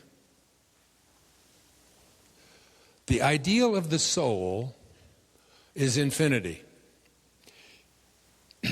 It is miserable when it is constricted or restricted in any way. Oh, give me land, lots of land, and the starry skies above. Don't fence me in. Oh, my God. That is your soul speaking. Whoever wrote that knows exactly. Just don't fence me in. Let me ride through the wide open spaces that I love. Don't fence me in. Now, why say the soul wants space? There are two words here. One word is finite. The other word is infinite or infinite. Finite means that it begins someplace and it ends someplace, right? That's what we mean by finite. How do you know it's finite? Your body itself is finite. It begins, it ends right here. This is it, all right? Anything that is finite has a beginning place and an ending place. So, where does your soul begin and end? The idea that there is who you are is birthless, deathless, and changeless is almost impossible for us to grasp. We're never taught this about ourselves. From the time that we're little boys and little girls, we're not taught to believe that you are divine. You are a piece of God. You can do anything. You are all things. You are perfect love. We're not taught that. We're taught, go out and get good grades. Go out and defeat the other person. You're in competition with somebody else. The more stuff that you own, the more important that you are. All of these are the kinds of lessons that we are taught from the time that we're little children until we become adults, and we have a concept of ourself that is based upon a belief that we're ordinary. And the idea somehow that what Maslow taught me when I was a young man in my 20s is that as long as you are detached from outcome, as long as you are someone who is no longer doing what you're doing on the basis of what might come to you, who is independent of what other people might think, who is fulfilling their own dharma, who sees the unfolding of God in all things, who must be what he can be, who never places into his imagination anything that he doesn't want to manifest, and never even thinks like that all things are possible. I mean, It's as if I had a conversation with God before I showed up here in this planet. And God said to me, what would you like to do in this time around? And I said, I guess I'd like to just teach self-reliance. That's all I've ever done. I did it from the time I was a little boy. You want to teach self-reliance for a whole lifetime? Yeah. And God said, then we better get your little ass into an orphanage.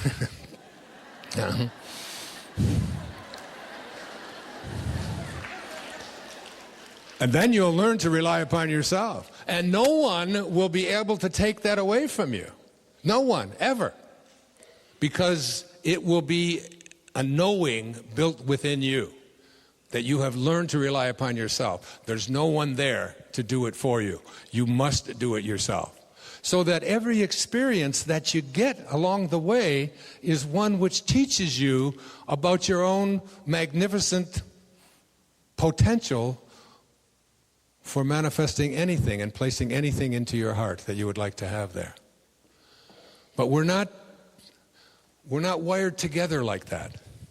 And we don't realize very often that the most important things that we have to learn very often are the things that we're the least grateful for.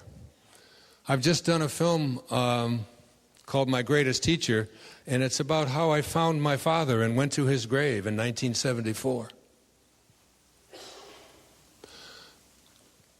And I went there really to piss on his grave. I did. I went there because I was angry. I was full of rage. I dreamt about him every night. I was in a cold sweat most nights. I wanted to know more about him. No one would tell me anything about him. My mother didn't want to speak about him. She only just had hatred in her heart for him. My two brothers, my next oldest brother, Dave, didn't have any memory of him. My oldest brother, his memory, he didn't want to recall when we finally met when I was 10 years of age. But I stood there on his grave in Biloxi, Mississippi, on the 27th of August, 1974. And as I was getting ready to walk away, something called me back. And on his gravesite, I stood there, and I was able to forgive my father. I wasn't able to forgive him. I was directed to forgive him. And the last words I said as I put the chain up and walked across this place where he was buried in Biloxi was, "From this moment on, I send you love." And everything in my life changed. Because forgiveness, said Mark Twain, is the fragrance that the violet sheds on the heel that has crushed it. You've got to be able to send love. I don't know how many of you listen to my radio show on hayhouseradio.com. Do you? But if you heard my show last Monday, a woman called in whose father had abused her sexually. And as she was sobbing and asking me this, how to handle this, how to get over it,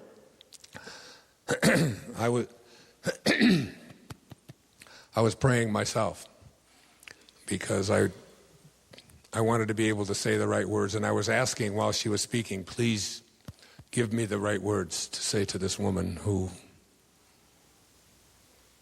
And I said, the only way out of the morass of your life is to be able to forgive this man, to be able to send love where hatred has reigned for so many years, to treat his behavior towards you as a sickness, as if he had terminal cancer.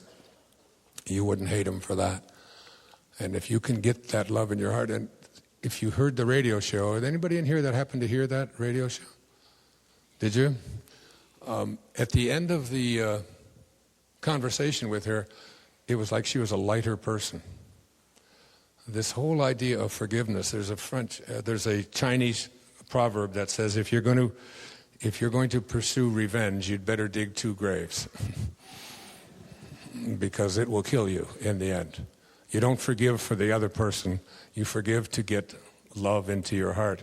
In fact, it's one of my favorite quotes from the New Testament, which I read before I did Wishes Fulfilled. It's from Luke. It's Jesus speaking. If you love those who love you, what virtue lies in that? Even the morally weak love those who love them. And if you are good to those who are good to you, what virtue lies in that? Even the morally weak do that. Love your enemies. Be good to them. Share with them without expecting anything in return. Then your reward will be rich, and you will be sons of the Most High. He is kind to the ungrateful and the wicked. Be compassionate like your Father. We don't practice that very well in our culture, do we? When Osama bin Laden was killed, you saw people celebrating. What happened in Libya with Muammar Gaddafi, people celebrating. In the Tao, it says that every victory in war should be celebrated by mourning. It's an indication that we still haven't reached this place where we can all live together as one. Because essentially, we are all one. The Native Americans used to say that no tree has branches so foolish as to fight among themselves. And my mission in this lifetime is to get myself and the world to a place where all we have to give away is love, which is what the great spiritual masters taught us. And we never know. You know, sitting here in the audience with me today is the man who was with me through all of the years in the foster homes and orphanage. A man who took a different tact than I did from that experience. Became an alcoholic. Drank every day. 50, 60 years.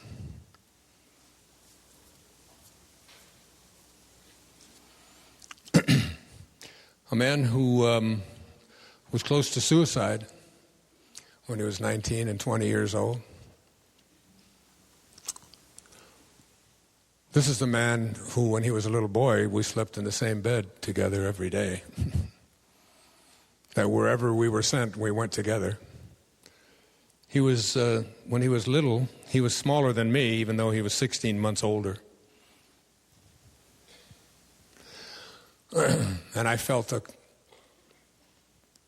need to protect him, but he was always my big brother, and I loved him so much.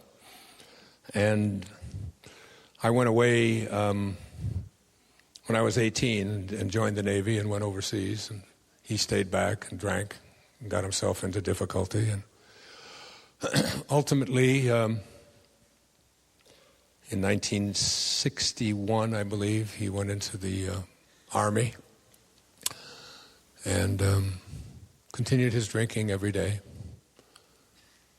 and went to Vietnam, served 2 tours of duty in Vietnam and began to find himself, but he still drank every day and smoked 2 or 3 packs of Lucky Strikes every day. And then in Vietnam, he was awarded the United States' 4th highest honor for bravery in battle, the Bronze Star. When they were under fire, and he was a medic in Vietnam, and he watched young boys, 18 and 19 years of age, die time after time after time. Sometimes 40 and 50 bodies would come in, all shot up, and inside he was just terror-stricken. He couldn't talk about it, couldn't talk about much, because mostly what he did was drink and go within. It was hard to get any words out of him at all. And then he got out of the Army and he met his wife, Janet, and had a little boy, David Scott. And a few years ago, I think about 4 years ago now, he developed Parkinson's disease. Some say from the Agent Orange that he was exposed to in Vietnam, which they sprayed on villages and everything, and this horror, this madness that we call war, that we still participate in so foolishly. And with the onslaught of his Parkinson's disease, something began to change in David. And he started to come out of it. He started to write about it. He started to talk to me about it. And I asked him to come here. He lives in Detroit area. I asked him to drive up here with his Parkinson's disease, which he's getting under control. And believe it or not, this man that I was closest to, I call him my hero. I wrote the foreword. He wrote a book. And he brought it here with him. And he tells the story of his life and what changed him. And I'd like to bring him up here on the stage. Dave, can you come up?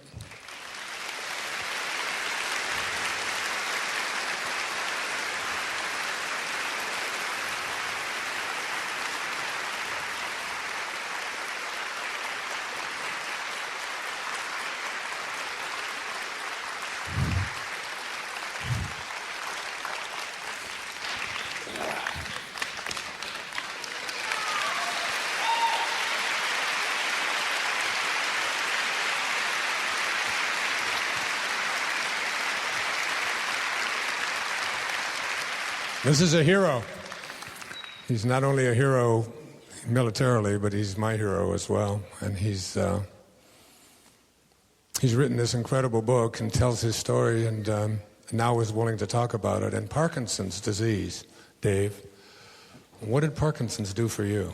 Because most people would think of this as a horrible sentence to have imposed on them, but for you, it was something different. Yes, it certainly was. Everything that's happened since August of 2007, excuse me. Come on, you big baby. What are you crying for? What do you need? Kleenex. You got a Kleenex? Someone there got a Kleenex? There we go. Thanks. This is a guy who wouldn't say two words for 30 or 40 years. So for him to be up here on stage talking. Yes, like I say, everything that's happened since that day, everything.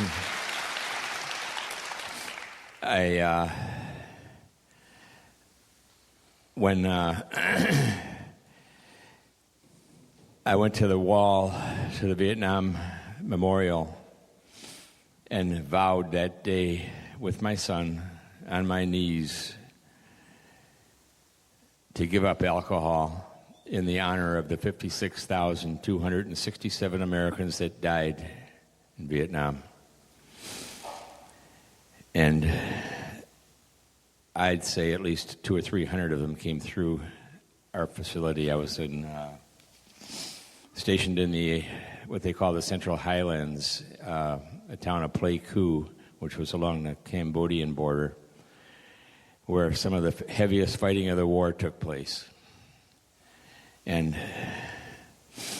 it was day after day that they would be coming in. And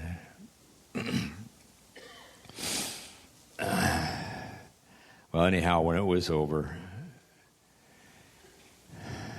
I couldn't talk about it, as Wayne said. For 37 years, I had kept it within me. And then I continued drinking. In fact, when I found out that I had incurred Parkinson's, I couldn't take it. I couldn't believe it. And as I say, I kept drinking. And then all of a sudden, things all came together one day when I just felt like I was about to die in the morning. And my brother Jim called and invited myself and my wife and son to take this trip to Florida at his expense. And it just so happened that that same day, Wayne called,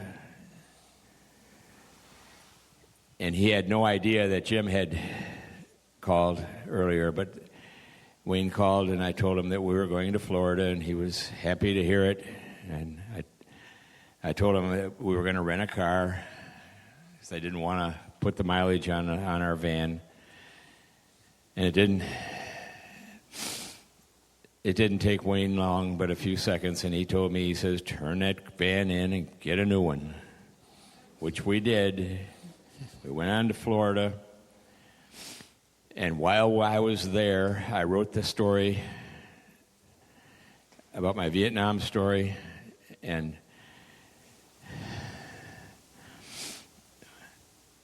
when I got back home, Wayne had sent me a tape that he had made with Louise Hay. In that tape, he recalled a little girl named Martha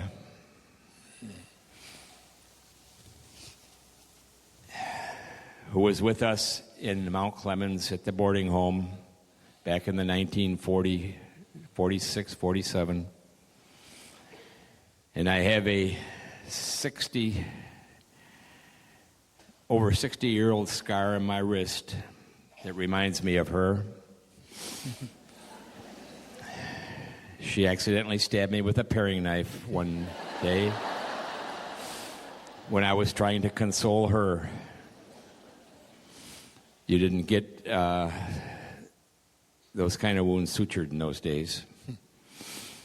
But anyhow, when Wayne sent me that tape with the words, "Do not die with your music still in you," I was home alone at the time when I played it, and it finally hit me, and I fell to the floor, and I rolled over, and I cried like a baby for hours.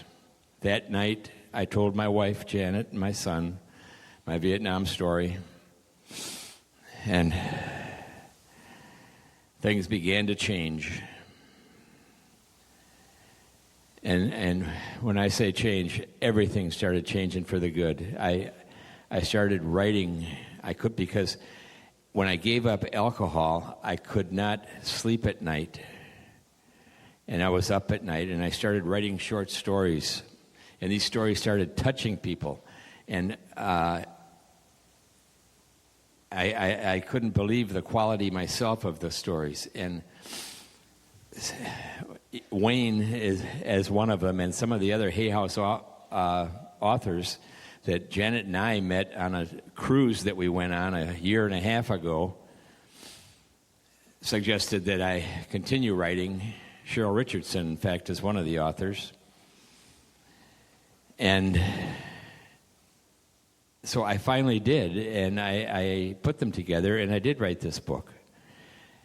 And as I say, with this Parkinson's, everything has changed. Well, at the same time, I found God. And I also joined the church, our local Grosse Ile Presbyterian Church, and while doing so, I became a member of about 300 family members, as we call ourselves, and I have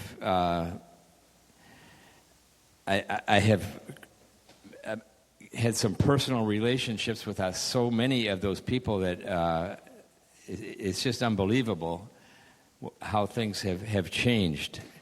And now here this week, I had one of these things in my hand. It's unbelievable to me to be able to stand here and talk to all these people, but this week we had Bible school. I played the part of Ocho, who was an octopus. I had the mic in my hand, but I had a puppet in the other hand, and I was hiding underneath a bench. So they couldn't see me, but they could hear me.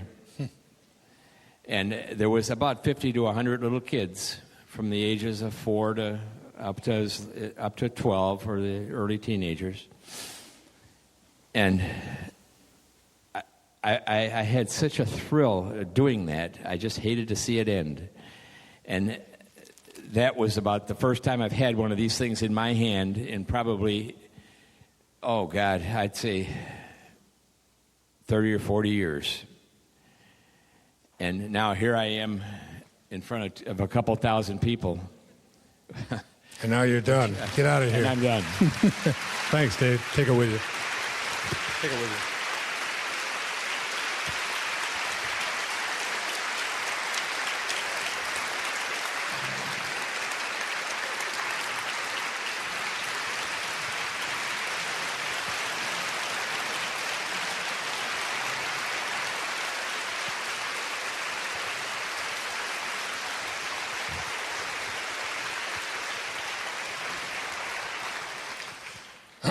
His book's called From Darkness to Light, and it was originally called My Brother Wayne and I.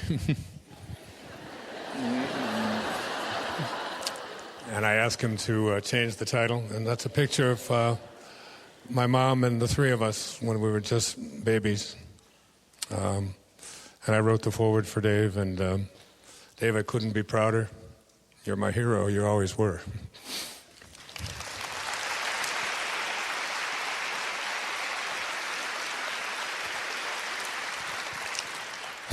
My goodness, the time. Okay, let's start this talk. Well, the most important things I want to do in this talk is share with you what I call the presence that is within each and every one of us. I call it the I am presence. Get myself together here. In the writing of Wishes Fulfilled, I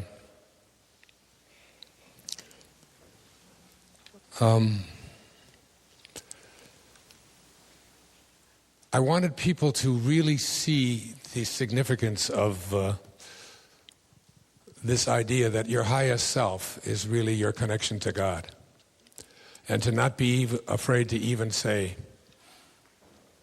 I am God. It's called 3 magic words. I am God. We were trained to believe that to say such things is blasphemy, but it's not. Jesus said in the book of John, is it not written in your laws that I have said, you are gods? In the book of Philippians, it says, have in you, from St. Paul, have in you the same mind as Christ Jesus, who being in the form of God did not consider it robbery to be equal with God. Have this mind in you. And if you have a problem with that, and so many people have who've written to me and told me that I'm going to burn in hell, I refer them to Psalms 82. I said, you are God's, and all of you are children of the Most High. We weren't raised to believe this. We were raised to believe that God is something external to ourselves, and that we are subservient to it, and that we pray to it and hope that it will respond to us. And I've tried to address all of those issues. But the most important thing that I want to get across to you in this time, and we don't have much time left, is this whole idea. It's in the book of Exodus. And, you know, the Torah is the first 5 books of the Old Testament.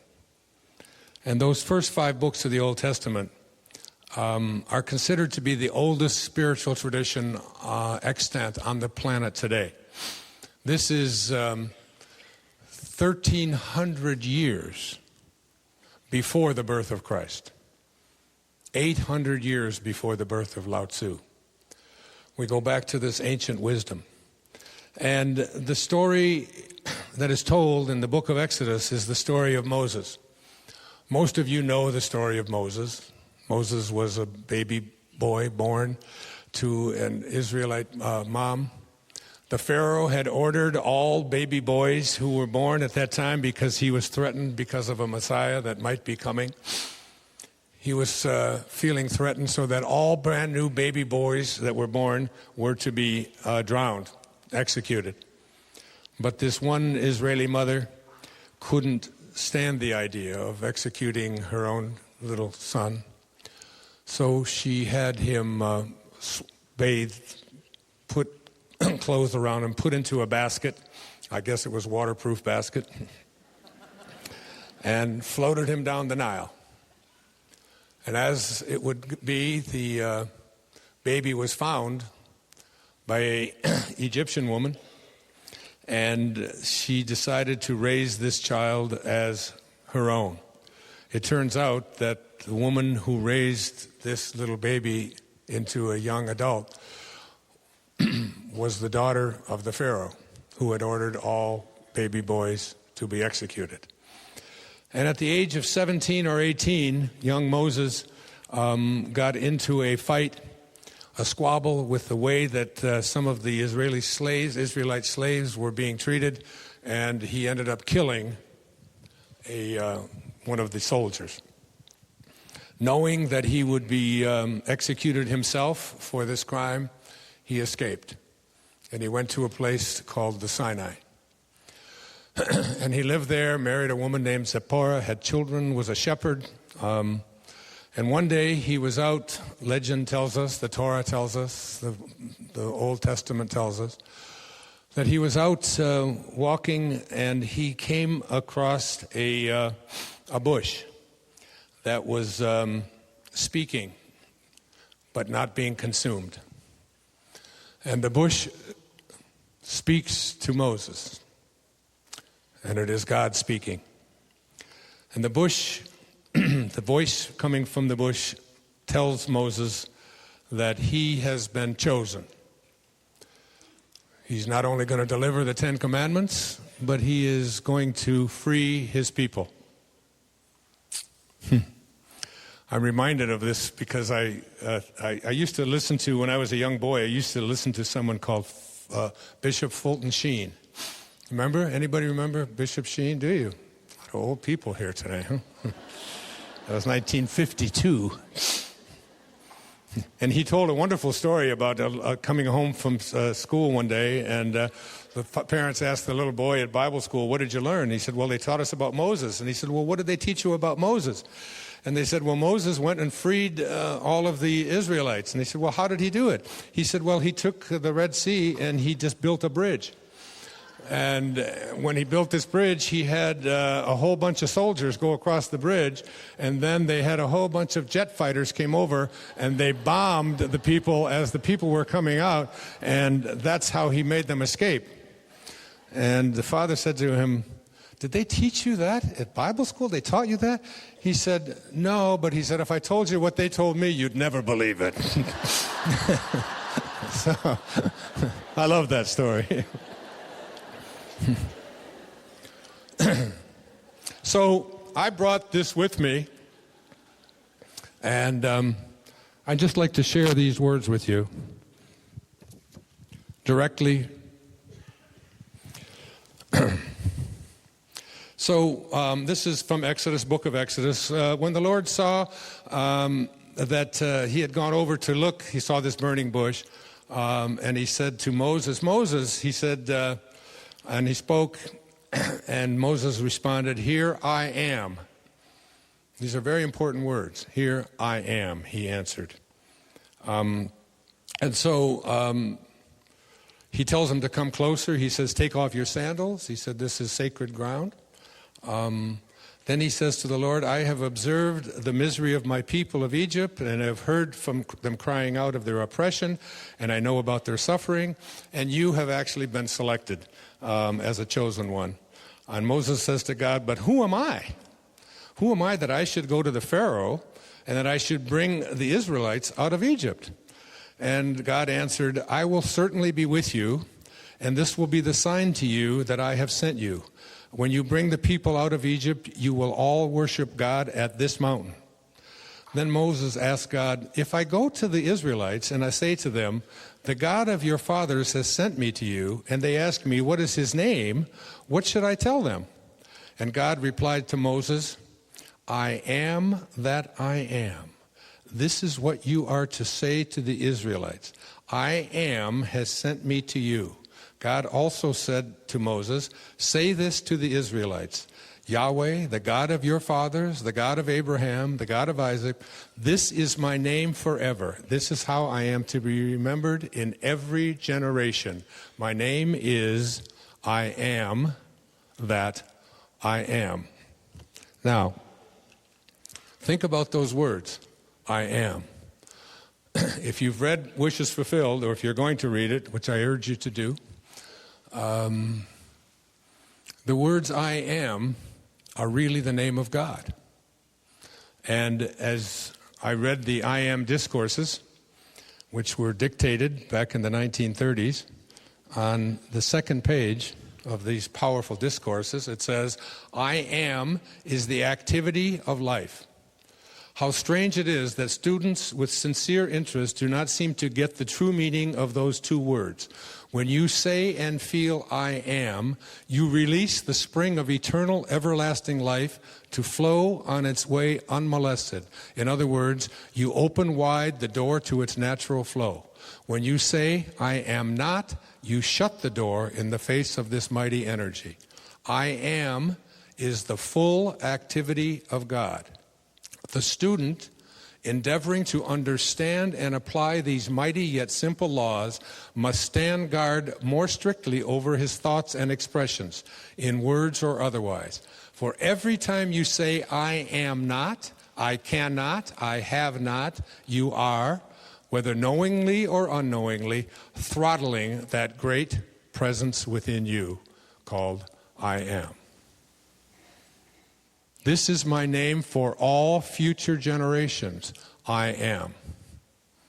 Now, in the book of Joel, there is a wonderful line, and that line says, let the weak man say, I am strong. The ability to use the words I am is restricted to us, to all of us. Every time you use the name I am, you are using the name of God. What do you use to follow the name I am? I am sad, I am depressed, I am weak, I am hurt, I am incapable. Every time you say this is when you blaspheme. The words I am were given to you in the most ancient spiritual text called the Torah, the book of Exodus. This is the name of God. This is your name, the name of your highest self. Now, in Wishes Fulfilled, I talk about the 5 foundations for being able to attract into your life and manifest what you want.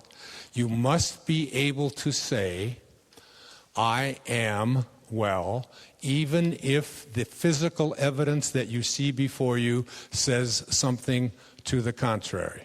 You must be able to say, I am content, I am fulfilled, I am happy, I am capable, I am willing. You are using the name of God, the highest place within yourself. This is your highest self. I am the way. I am the door that no man can open. I am the resurrection. I am. How do you use it? And be very, very careful. Place into your imagination. I wrote out one of the quotes. It's at the in one of the chapters of Wishes Fulfilled. In the presence of him who he believed God, who gives life to the dead and calls those things which do not exist as if they did. You do not use the evidence of your senses. That is, what it says on the diagnostic sheet, what somebody else tells you, what your eyes and ears tell you. They lie to you. You must be able to go within in your imagination and place into your imagination an I am that reflects exactly what it is you would like to attract. You state it as if it already were a fact. I am well, which is what I say all the time. I brought a book with me here today that if you don't buy anything else while you're here, I urge you to get this and read it. It's called Dying to Be Me by Anita Moorjani. How many have any of you read this yet? You have? What's your reaction? Say, powerful, incredible, healing. This is a book that's only written for those who are going to die or have someone close to you that is going to die soon. This is the book that I believe when you go to a funeral, because we never know quite what to say, This is the book that you will want to give to the person who has lost someone. I wrote the foreword to this book. This is a woman who in 2005, in February, was wheeled into a hospital in Hong Kong. And she was down to 82 pounds. She had end-stage lymphoma. On her medical records, it said this will be her last night. She was totally unconscious. She had tubes coming out of her in every direction. I've seen the photographs. We didn't even include them in there because they were just so incredibly graphic. And she watched the whole scene unfold. Her mother was there. Her husband was whispering in her ear. The doctors were talking, preparing this room for somebody else to come in. She was ready to die. No one who has ever been at this end stage of cancer has ever even survived it, let alone come back and be completely cancer-free. She was told by her father, who had been dead for 10 years, that this was not her time unless she wanted to leave. She could still go back into her body, which was something she did not want to do. But she also was able to look into the future, because there is no past and future in this state, and see her medical records change and her cancer be gone. 5 days after she opened her eyes, to everyone's shock and amazement, her tumors, there were 24 of them the size of lemons throughout her entire body. Most of them had broken through the skin and caused these horrible lesions. They couldn't, 5 days after she came out of this coma, they couldn't find a place to take a biopsy. Today she is completely cancer-free. Her story was sent to me by my dear friend Mira here in the front row. I looked her up, found her in Hong Kong, called up Louise and said, I would love to publish her story, please. I will write the foreword. We found her in Hong Kong. I brought her to my PBS special. And if you read the reviews of this on Amazon and the people who have touched it, is anyone here close by who has someone close to them that is dying? Where are you? Oh, up there. Here. I'd like to gift this to you, but only if you can catch it. Here, wait. Can you get it to it? That's a gift to you. So today she is cancer-free, and what she learned in there, that there is nothing for us to do. All we have to do is just be ourselves. Just be ourselves. And the message is so powerful that I encourage every one of you to read it. Now, my other daughter is here, and she's probably wondering, am I ever going to get up here? I flew her here as well. And I'd like to break this up a little bit before we come to a conclusion. And her name is Sky. And Sky has just turned 30. My goodness. Is now married. And she's been singing on my program since she was 8 years of age. She has her own CDs, which I think are in the back. They're not up. Oh, yes, here they are. You Inspire Me. And she is one of the angels in my life. When I speak about higher consciousness and love and divine people, I often have a picture of Sky in mind. She is one of the dearest, most loving, beautiful souls. This is the little girl who every night before she would go to bed would go around and tell every one of her siblings, and that's a big job, how much she loved them, and always. There's never a Father's Day, there's never a gift, there's never a birthday, there's never anything that there isn't always something from Sky. She's one of the most considerate and loving and beautiful people. I am so proud to call her my daughter. And she's going to come up here and entertain you with a couple of songs before we close out. Sky Dyer, my beauty.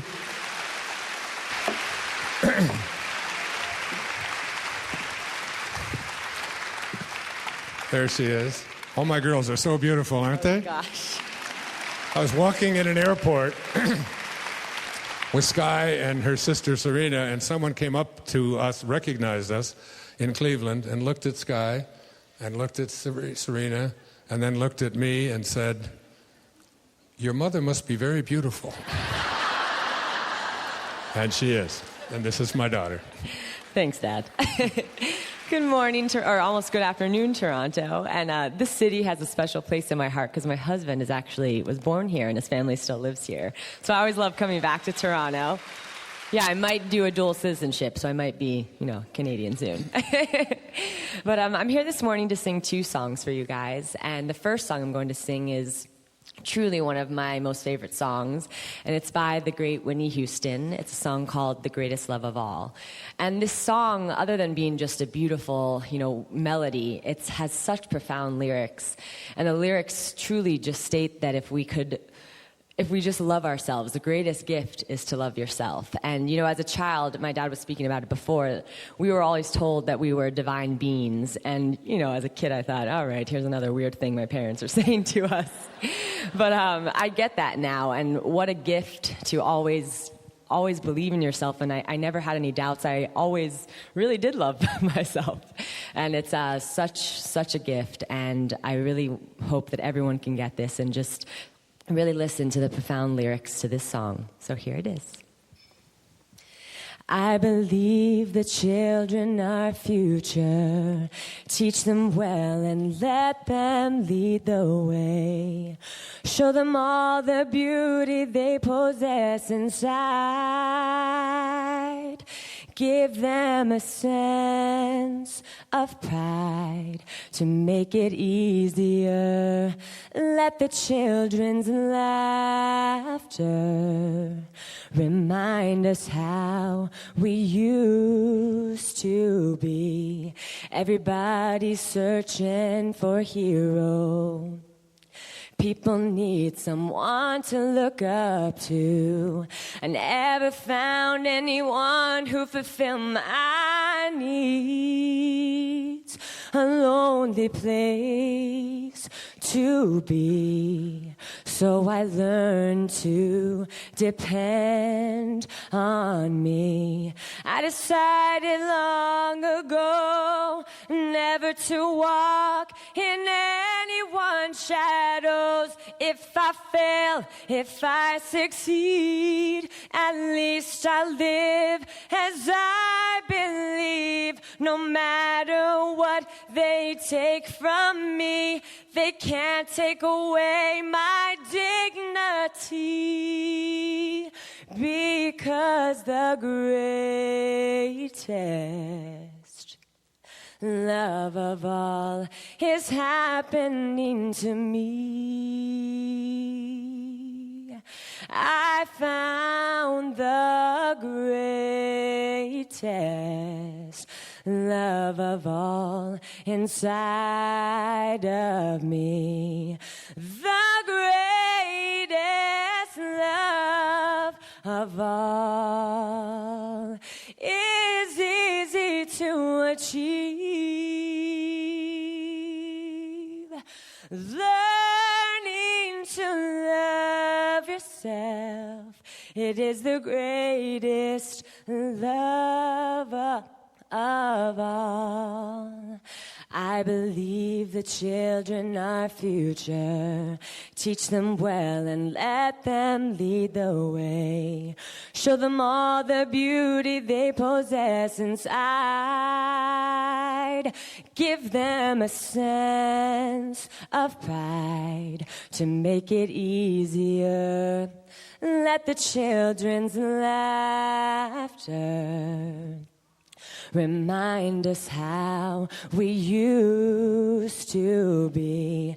I decided long ago never to walk in anyone's shadows. If I fail, if I succeed, at least I live as I believe. No matter what they take from me, they can't take away my dignity, because the greatest love of all is happening to me.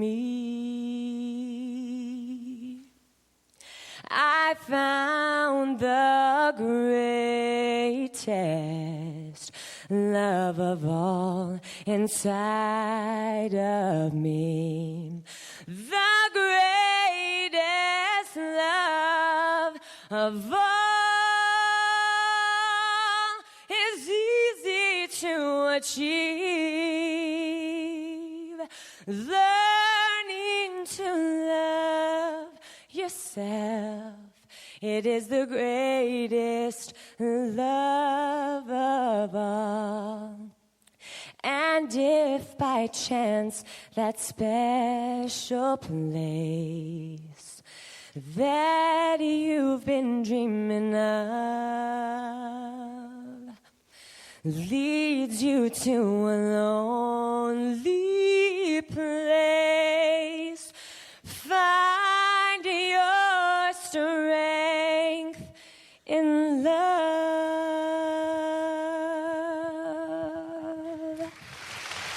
Thank you. Very nice, guy. Very nice. Thank you. Thank you so much. This next song I'm going to sing is a really special song to me. I first learned of it a couple years ago when our sister Tracy sent a picture to our dad that had words below it. I later learned that the words were lyrics to a song by a man, to my dad's dismay, I'd never heard of. His name is Dan Fogelberg. I later learned that this man has written a bunch of beautiful songs, and he's such a great songwriter. But the song is called Leader of the Band. And the song speaks of a man who always knew his purpose in life, no matter the costs. And the song, to me, is about my dad. I think that we all can say that he clearly was born here with a purpose, and that is to teach all of us. And, as a kid, I always wanted my dad home because he's so much fun. But I truly get it now. He was always doing what he was supposed to be doing. And I think we all can say we're so grateful for you, and we learn from you all the time. This is for you. Thank you, honey.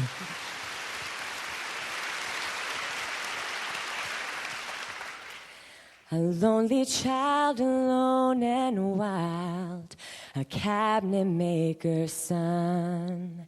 His hands were meant for different work, but his heart was known to none. He left his home and went his lone and solitary way. He gave to me a gift I know I never can repay. A quiet man of music, denied a simpler fate. He tried to be a soldier once, but his music wouldn't wait. He earned his love through discipline, a thundering velvet hand. His gentle means of sculpting souls took me years to understand. The leader of the band is tired, and his eyes are growing old. But his blood runs through my instrument, and his song is in my soul. My life has been a poor attempt to imitate the man. I'm just a living legacy to the leader of the band. My brothers' lives were different, for they heard another call. One went to Chicago, and the other to St. Paul. And I'm in Colorado when I'm not in some hotel, living out this life I chose and come to know so well. I thank you for your music and your stories of the road. I thank you for the freedom when it came my time to go.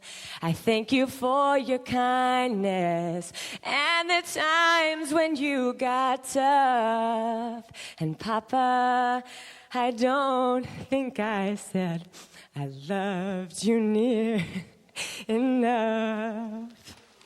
The leader of the band is tired, and his eyes are growing old. But his blood runs through my instrument, and his song is in my soul. My life has been a poor attempt to imitate the man. I'm just a living legacy to the leader of the band. I'm just a living legacy to the leader of the band. I am a living legacy to the leader of the band. Wow. Thank you, baby. Very good. Thank you. Sky Dyer, my baby. Thank you, honey. Thank you.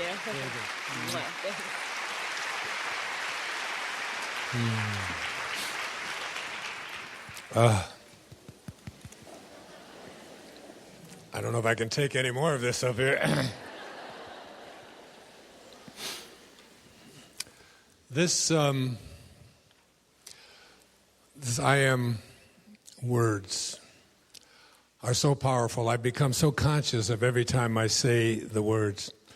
What we have done, a friend of mine named James Twyman wrote a book a few years back called The Moses Code, and suggested in there that the words of the Moses Code, in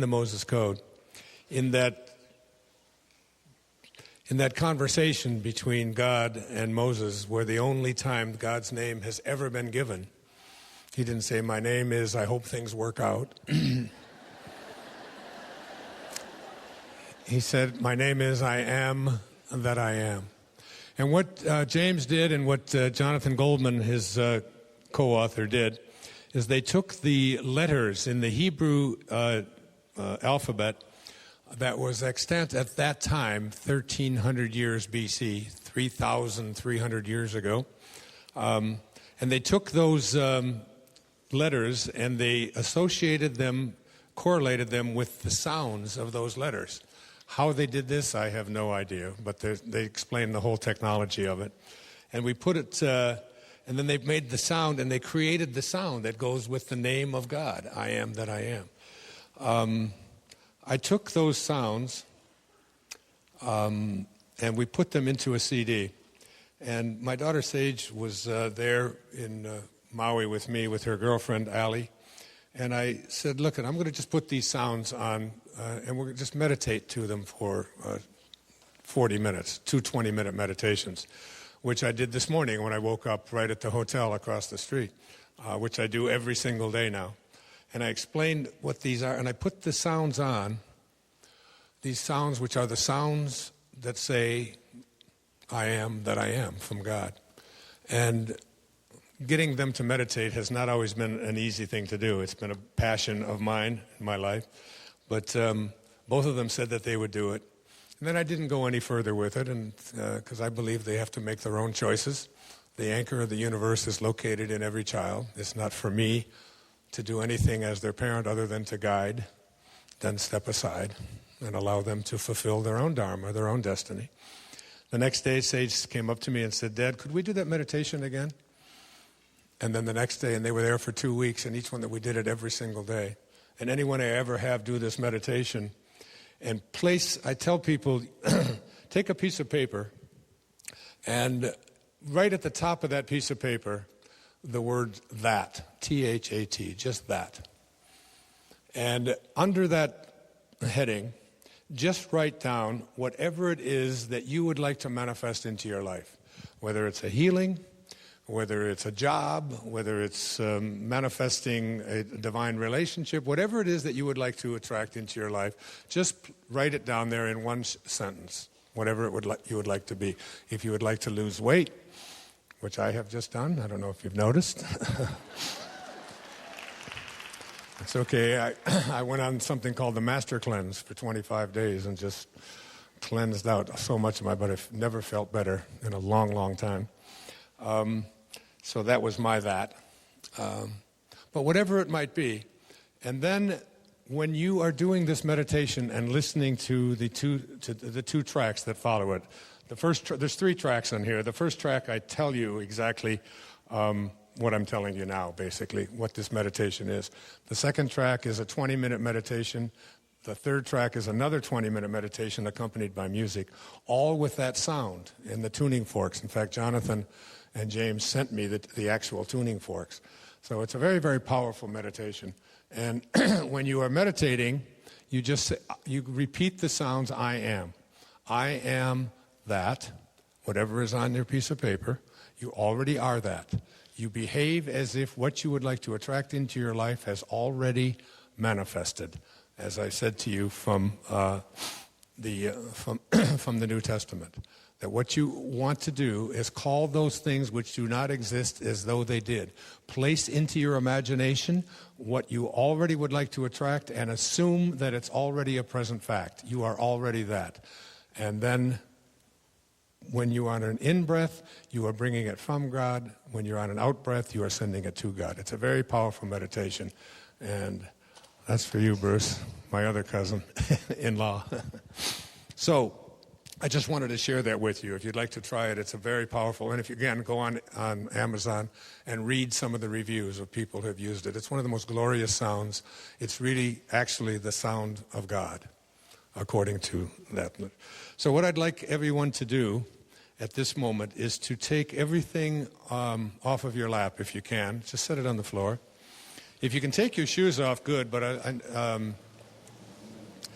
my teacher, Muktananda, said that if you wear shoes everywhere you go, the whole world feels like leather. And it's not. And what I want to do is I want to play another song from a CD by a woman who has the second most beautiful voice I've ever heard. Her name is Cecilia. She's from Norway. And she traveled with myself and Deepak Chopra and Stuart Wilde back in the 80s and 90s, all over the world, actually. And she was the first person to go through the Oslo Conservatory of Music with a perfect score on all facets of voice.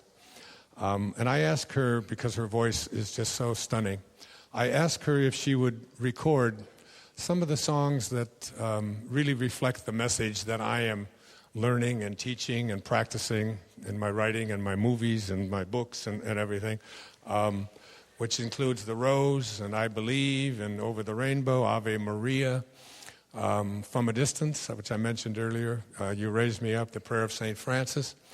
And this particular song, this is a song that is, it was written by a man named John Newton, who was 22 years old, and he was a sea captain, a ship captain, and he was transporting human beings from Africa in Senegal to Columbia, South Carolina.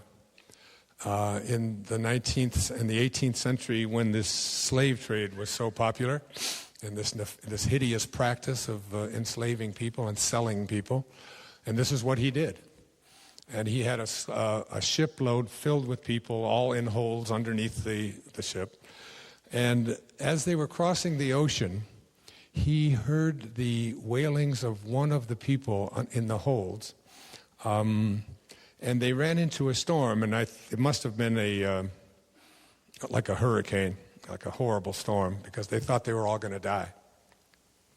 And he took out an envelope, and he wrote on the back of the envelope the words to a song, which have become one of the most beautiful songs ever recorded. It's called Amazing Grace. He said, I once was lost, and now I'm found, and it was grace, he said, that taught my heart to feel. It was grace that brought me home. And the reason I play this is because at any given moment in your life, you can have what is called, the Japanese call a satori, an instant awakening, a Saul to Paul moment. You know, there was the author of the New Testament, of 80% of the New Testament, Saul of Tarsus, who was a Christian killer. He was a murderer. And he was converted on the road to Damascus in one moment. And something like that happened to my brother David, who he just talked about. When David says that he found God, that's a very, very big statement from this man. And it can happen at any moment in your life and shift everything around. And it doesn't mean finding God as some external being who's going to solve all your problems for you. It means really discovering that the highest place within yourself is the I am presence that you should be giving honor to every moment of your life. So John Newton, in the midst of this storm, the storm passed, and he turned his ship around, legend tells us, and went back to Africa and released all of the people that were in the holds, some 160 people, and then set sail for England and spent the next 55 years of his life as a most ardent abolitionist spokesman on the planet. He was responsible for the ending of slavery in the British Empire and in the American Empire at that time, because he just took a voice against something that he had been doing himself before. A very, very powerful story and a powerful song. And the beauty of this particular song that you're going to hear is they're accompanied by the whales. I live on Maui. Nancy, when she was introducing me, was talking about coming to Maui, because in January, when we do those seminars, we have whale watches. We go out and watch them. And these beautiful humpback whales live right in my front yard on Maui. And getting them into the sound booth, very expensive, very expensive. So just listen and let in, because this recording, I think, can clear the traffic. It's the energy of this is that fantastic and that high. So this is Cecilia, one of the great voices on the planet, accompanied by the whales, singing John Newton's Amazing Grace.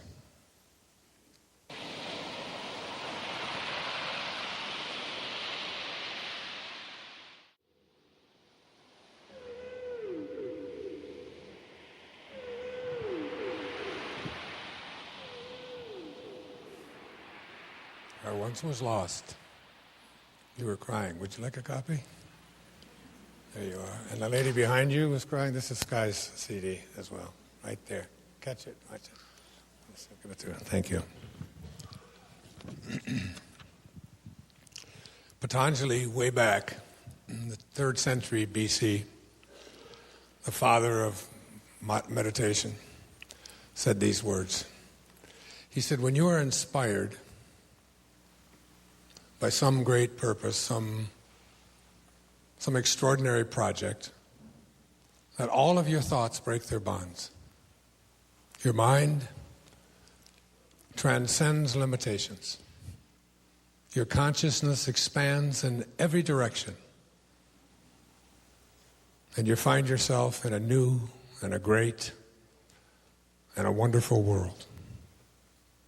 And then he said, dormant forces, that is, forces that you thought were not alive, faculties and talents come alive, and you discover yourself to be a greater person by far than you ever dreamed yourself to be. You discover yourself to be one with God.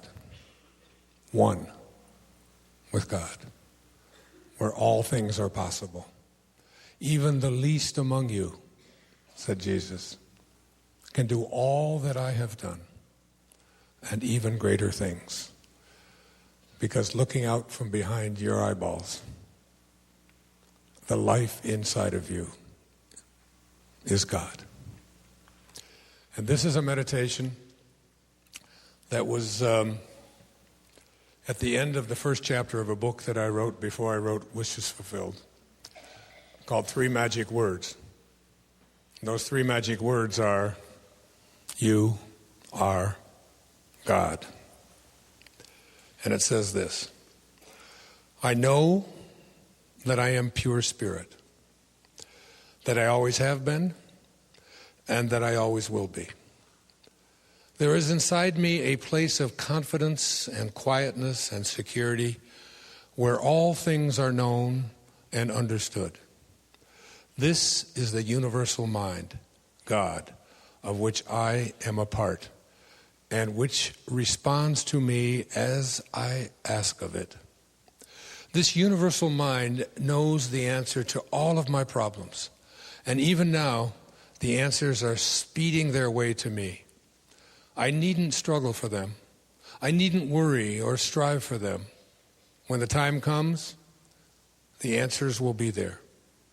I give my problems to the great mind of God. I let go of them, confident that the correct answers will return to me when they are needed. Through the great law of attraction, everything in life that I need for my work and fulfillment will come to me. It is not necessary that I strain about this, only believe. For in the strength of my belief, my faith will make it so. I see the hand of divine intelligence all about me, in the flower, the tree, the brook, the meadow. I know that the intelligence that created all these things is in me and around me, and that I can call upon it for my slightest need. I know that my body is a manifestation of pure spirit, and that spirit is perfect, therefore my body is perfect also. I enjoy life, for each day brings a constant demonstration of the power and wonder of the universe and myself. I am confident. I am serene. I am sure. No matter what obstacle or desirable circumstance crosses my path, I refuse to accept it, for it is nothing but illusion. There can be no obstacle or undesirable circumstance to the mind of God, which is in me and around me and serves me now. Because in every moment of your life, you have this choice. You can either be a host to God or a hostage to your ego. It's your call. God bless you, and thank you for listening.